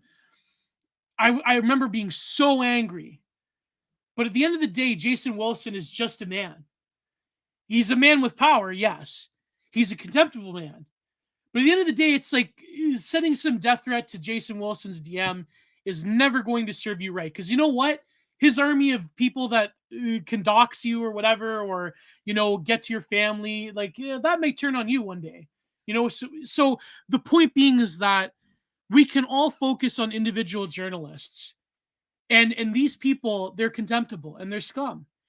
But there's things that have gone into why they have power over us. Well, and this was the thing too. This was the big deal that while it's a clickbaity title, this was the thing that Mystery Grove was talking about yesterday with respects to Scott Greer. Mm-hmm. Like a lot of people that focus on the vocational side are like, that comes in the QAnon, should we arrest him? Yeah. Like should you know, like the conservatives who are all like just go into the trades, bro. the big argument that Greer and others like him make is that you're instilling an idea of learned helplessness while the most powerful institutions around you have been taken over by people that hate you. And you can point at them and be like, oh, those wacky college kids or whatever. At the end of the day, those wacky college kids work for like the State Department, work for Bellingcat, work to dox you and kill you. Like you can't give up on those things. Yeah. And so and to go back to the whole Claudine Gay thing, I'm sorry, one person firing does not kill the institution. No, exactly. No. I'm not even mad at Claudine Gay. She seems like an all right woman, you know? I mean, is she a lesbian or something? I don't care who she is. I don't care who she is. No one knew who she was until we decided to make her the big target. You know what's so fucked up is that I kind of feel sorry for her, you know? I don't give a shit. I know I she could have happily kept her job. I don't give a shit, right? And she's still going to have her job. She's part of the system. She's part of the system like every other libtard that comes out of that institution. It's kind of like when the U.S. government bombs wedding parties in Afghanistan. It's kind of like when Chris Rufo focuses on Claudine Gay. You know what you're going to happen? You know what's going to happen? I know you're going to have more pissed off terrorists ready to kill you. You're going to create 15 more Claudine Gays in the institution. Yeah. That's what's going to happen. Unless you're willing to rival and to call out and to legislate the institutions, unless the federal government, if based world is achieved, is willing to like basically do a Joe McCarthy style moratorium calling out and gutting of the academic system, because a lot of it's being funded by the federal government and actually run by the federal government. If you know all the research that academia does for the federal government, unless you're willing to do, oh, she's married to a white guy. Of course. Mids of a feather, race mixed together. So she's not a lesbian. She's married to a white guy. So yeah, Claudine Gay probably, I mean, hey man, every woke woman of color loves the BWC. But the point is that, of course, yeah. Let me do the Chink Uger. Of course, right? So, the point being is that unless you're doing unless you do Joe McCarthy 2.0, but towards the academic system instead of meaningless bullshit like Hollywood is not meaningless, but you know what I mean, relative to other institutions. Unless you're willing to do that, just targeting. Okay, I understand. Here's the thing. I understand the criticism I will get. I understand the logic of Chris Rufo in that when you target the individuals, you make you basically create a stifling effect. But the reality is that when a political ideology does have institutional power, it doesn't really matter if you go to heroic lengths to cancel one operative in that institution. That institution will double down and will create an environment where you can normalize somebody worse than Claudine Gay. That's my point. It can work if you have significant influence over that institution by creating a stifling effect, by going after individual academics or whatever. But Chris Rufo clearly doesn't. So sorry, you know what I mean? Oh yeah, no. I get exactly what you're saying. I think that the other thing too is like, even if she does get fired shortly after, cool. Yeah. She will have a golden parachute. Don't worry about it. Oh yeah, she'll be fine. She'll have a book deal. Like she will be fine. She'll found an NGO, and like we said earlier, she can call herself like a right-wing cancel culture lynch victim. Like this ain't new. This ain't new. Yeah. However, even if she goes, nothing changes. No. Nothing changes. You know why nothing changes? I'll tell you why, Prude. Okay. You reminded me of this point. The right-wing cancel culture thing. Now, this is why people, when they clap like seals and they look at this meaningless bullshit culture war stuff, it's not the culture war is not meaningless. I mean, like the ephemera of it, like Bud Light or whatever, is that institutionally, the right wing is at the margins, if at all, or is the other. Yeah. But when you create a number of cases where the right wing manages to gain a symbolic victory over an individual opponent rather than a long mediated institutional victory that doesn't have a lot of headlines and pizzazz and memification, that last point, memification, is important. Now, when the right wing does that, what it does is it sacrifices the optics of us being uniquely outside of power. To the extent that people think that, well, if these people are getting canceled by the anti-wokesters, that means that that means that we're putting woke away. So boomer cons will go to sleep again. And people on the left will just look at that as like, see, the right wing's in power. They settle. This has always been the problem. It is a settling for symbolic victory instead of material power. Oh, our guy got in office. The political release valve has been turned, and all the pressure's gone. We managed to get to kick the woke. Yeah, Claudine Gay's fired. Yeah, great, cool. Amazing. They're still going to teach why they hate white people at Harvard.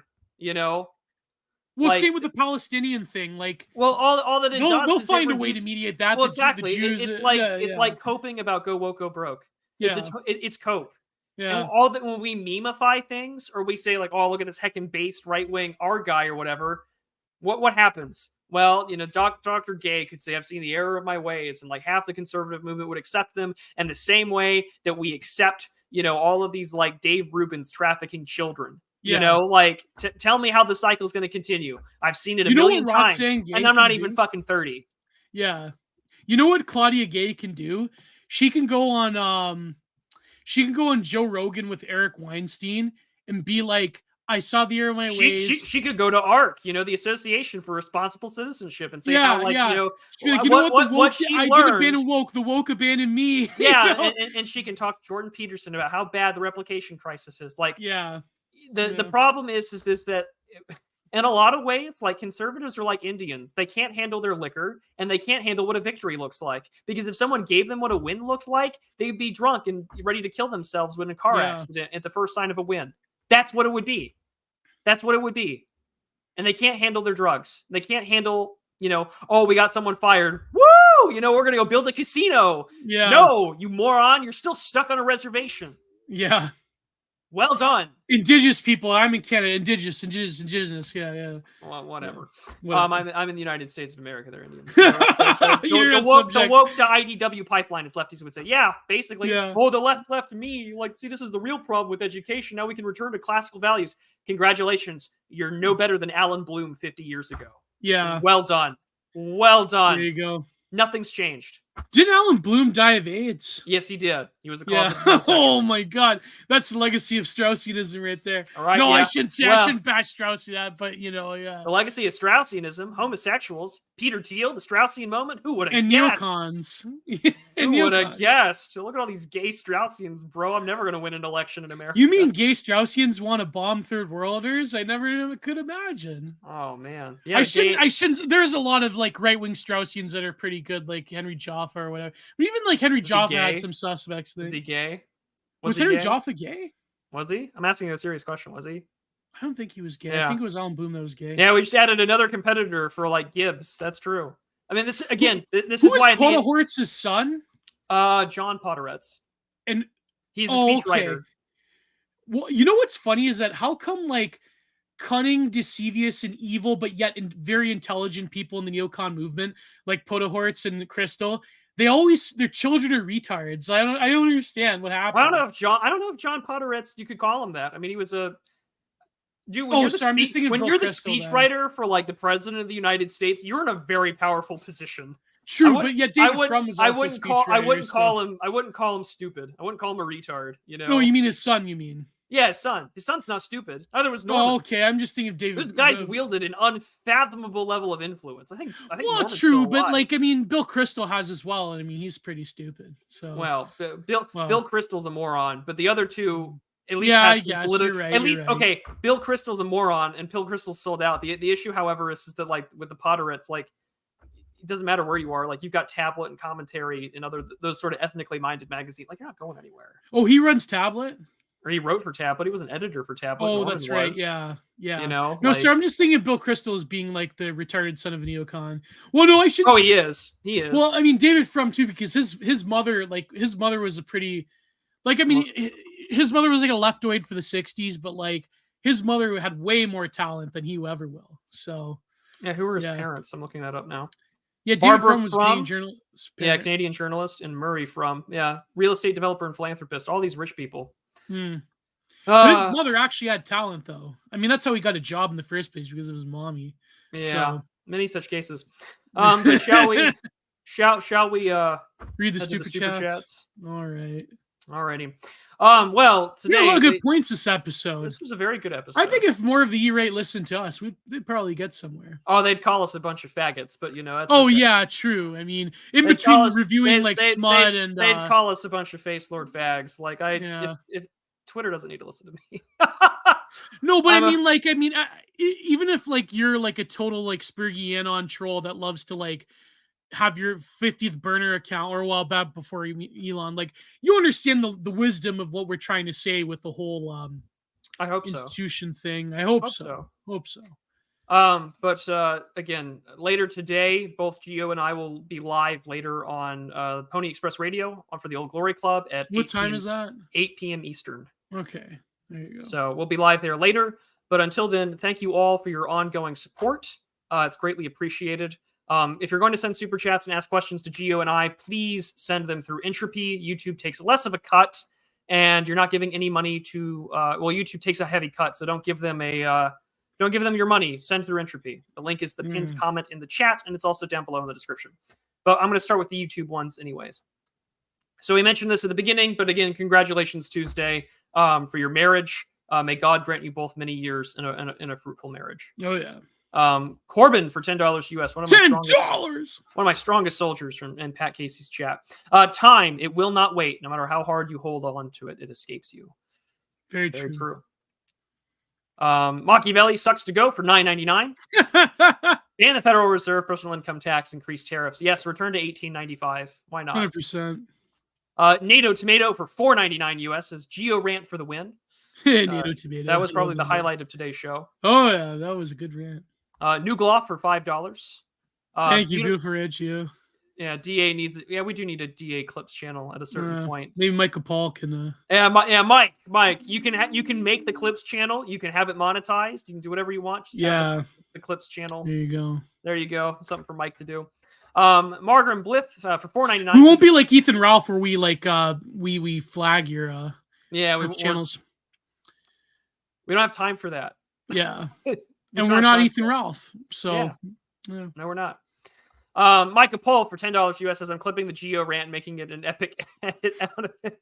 69 420 out of 10 with a little all the emojis. I do have to appreciate Micah Pohl because he did exactly what we asked when we had the Longhouse guys, our Scandi friends on, because I wanted the Daft Punk, faster, better, stronger edit, but for Hollywood, making things gayer, fatter, and blacker. And it's very funny. You can find it on Twitter.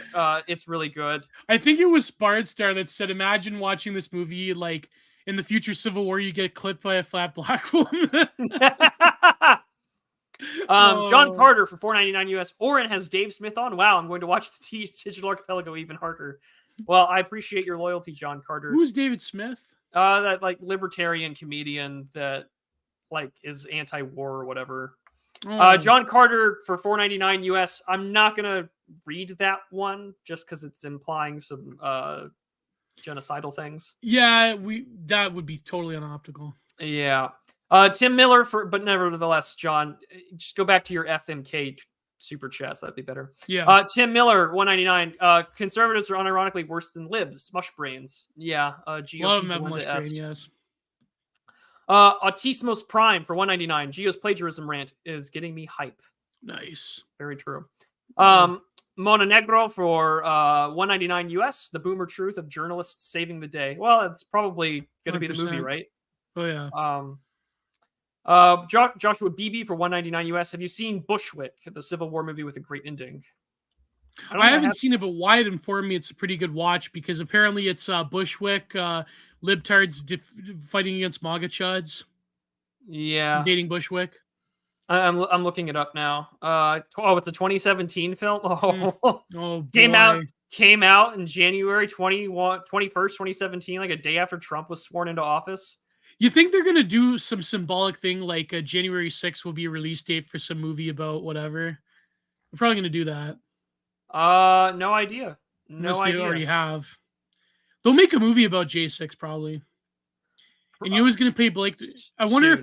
Soon. I wonder if what's his face?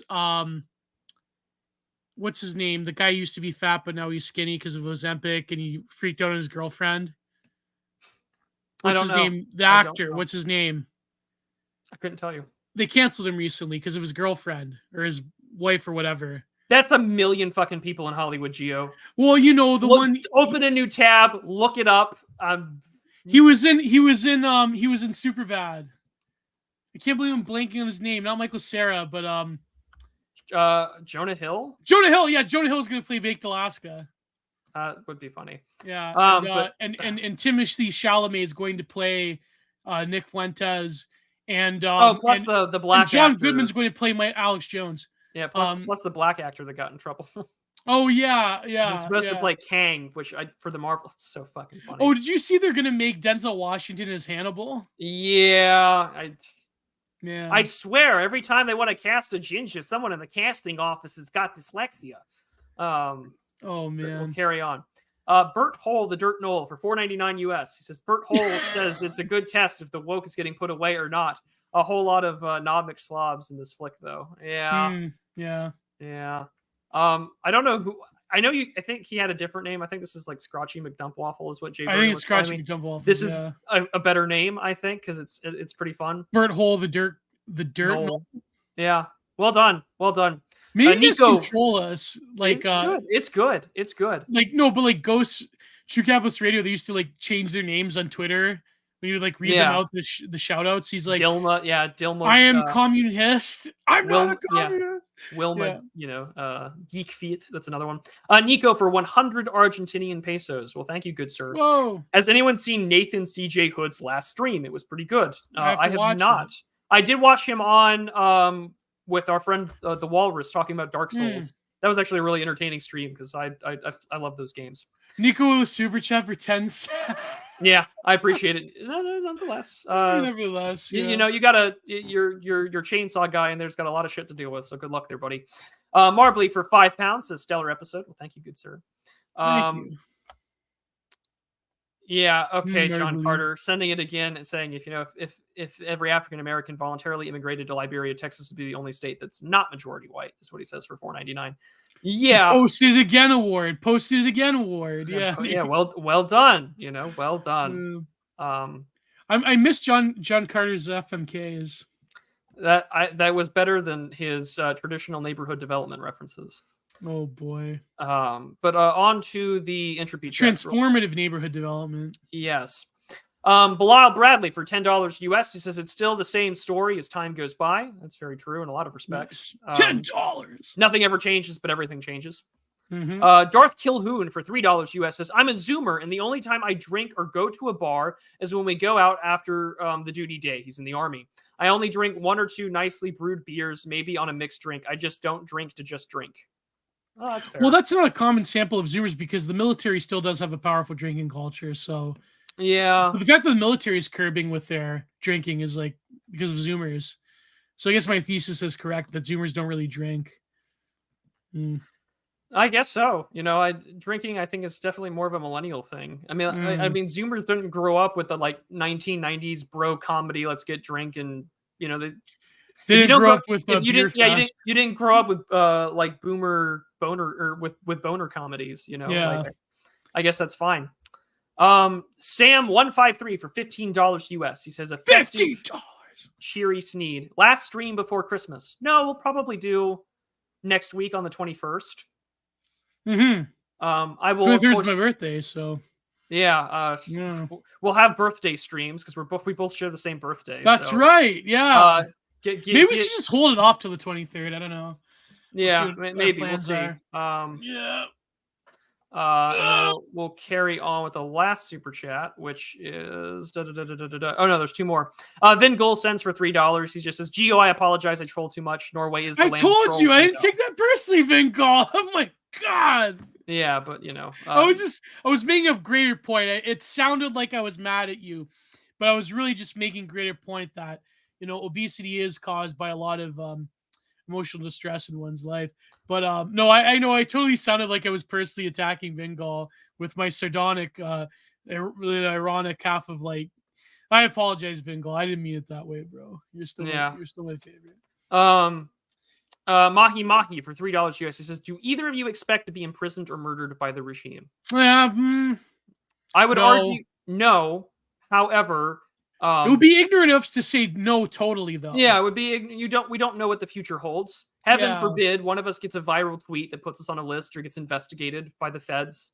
It's not, and of course we don't know who we talk to because this whole ecosystem is very semi-permeable. Let us not forget that one of the people that testified against Doug Mackey was a Anon who went by the name Microchip and turned against him. In a 5-man group chat. Yeah, in a 5-man group chat. And I mean, I'm in group chats with like 40 plus people. I don't know all of them. I don't follow all of them. I'm very mindful of what I say. You motherfucker. Geo has a bigger attack. That is true. Leafs have no rights. That's very true. Well, one day, hopefully in the next 2 years or 3 years or so, I'm going to make in the United States. The problem. Yeah. Well, you're right. What am I fucking talking about? You think that Canada's bad? America's going to be Canada in the next 5 years, so it'll be bad. Yeah. It'll be really bad. I think the other two. I mean, anything can happen, and and especially as the FBI in the United States begins to go after the evangelicals, the Catholics, the Orthodox, like everyone's a target. I think a big deal is, if you, and I already said this about the Nashville thing earlier that happened this year with the trans shooter, targeted a Christian school. If you are a church going more than just Easter and Christmas, you go every Sunday and such, every Sunday. And so I go like 3 times a week because I'm in the choir and I sing. I'm surprised there hasn't been more trans shooters. Yeah, I'm surprised there hasn't been more. Well, there was against that one non-binary guy with this old man was a meth head porn star. Yeah, that too. Yeah. So I mean, I'm just simply saying, if you are a believing Christian, you're baptized, you believe in the Trinity, you believe that Christ is the Son of the God, in which that's the only way to get to God the Father, you sign up for death. You do. You are baptized into Christ's death. You are born with the new man and his resurrection. You are already dead to the world. So at the end of the day, like, yeah, it's on your table. It's on the table. Blue Devil asked what channel we will be on. The Old Glory Club of both of us. So we've got some Canada stories that also affect America. We've got a lot of fun stories for this evening. It's a news show. And then last but not least, two more. Owen Zalewski for $10 US. He says, "Hello, gents. Massive W for the Satan statue being beheaded. I hate that they set them up around Christmas time. I hope that you are both well and the Geo gets entropy." I have entropy. I just have to know how to use it. We'll take care of that right after the show. I can't wait for the Christmas masquerade in DC. If you can make it, go to it. God bless and Merry Christmas. Well, thank you, sir. Nice. Thank you. EC for $5 US says, "Thank you both for the many hours of good discussion, not just today, but also in the past episodes. I hope you two are doing well this Christmas season." Thank you. I am doing quite well for this Christmas season. I'm super excited to have liturgy on the 25th on Christmas Day and to sing all of the odes and Nativity of Christ. So I'm super excited. There are plenty of very specific hymns that maybe one of these days I'll share some on the community tab, but maybe I'll record myself singing some of them. But yes, I also hate Satan and the Antichrist. That's very true. So both of us hate the Antichrist. This is an Antichrist hating channel. Amen to that. So I don't know why that nose was on there. It's okay. Don't worry. We should have a joke where it's like put the mistletoe in your goo cave or something. It puts the missile on the toad, or it gets the hose. It puts the missile on the toad. It puts the missile on the toad, or it gets the hose again. Putting your mistletoe on the goon cave door. That's awful. That's terrible. Awful. Yeah. Let me double check that I missed any chats here. I'm going to refresh Entropy real quick, and then I'll check my email for any notifications about buy me a coffee. Nope, we're good. Well, ladies and gentlemen, we will be live on the Old Glory Club later this evening at 8 p.m. Eastern. Be sure to tune over there. We've got some great stories and news lined up. Archipelago invasion of the Old Glory Yes, Club. It will be. So like when ECW invaded Monday Night Raw. Red Hawk is out of town, so it will be me and Charlemagne hosting. Geo as our guest. We've got some great news stories. We'll also be talking about the Claudine Gay thing, so we get to have even more fun with the Harvard story. But with that being said, ladies and gentlemen, we will see you all next Thursday on Geo's channel. No idea what we're going to call or do. We'll also do something on Saturday as well, because for both of us, that is our birthday. We get to be another year older. Oh, I thought we were going to review the William Gibson documentary. Oh, we can. Yeah. We sure can. We're going to review the William. It's called No Maps to These Territories. You can find it on YouTube. It's where William Gibson, the famous sci-fi writer, he wrote Neuromancer.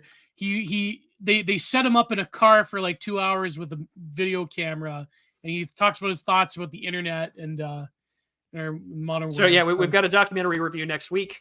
We'll make sure it gets put in the community tab so people can see it. Mm-hmm. New video coming out later next week, along with the ongoing Stalin's War series. So if you want to see those early, subscribe, become a channel member, Substack, Subscribe Star. Oh, next week I will have a solo episode of Content Minded. So there you go. So with that, God bless, take care, and be prudent. God bless. Goodbye too.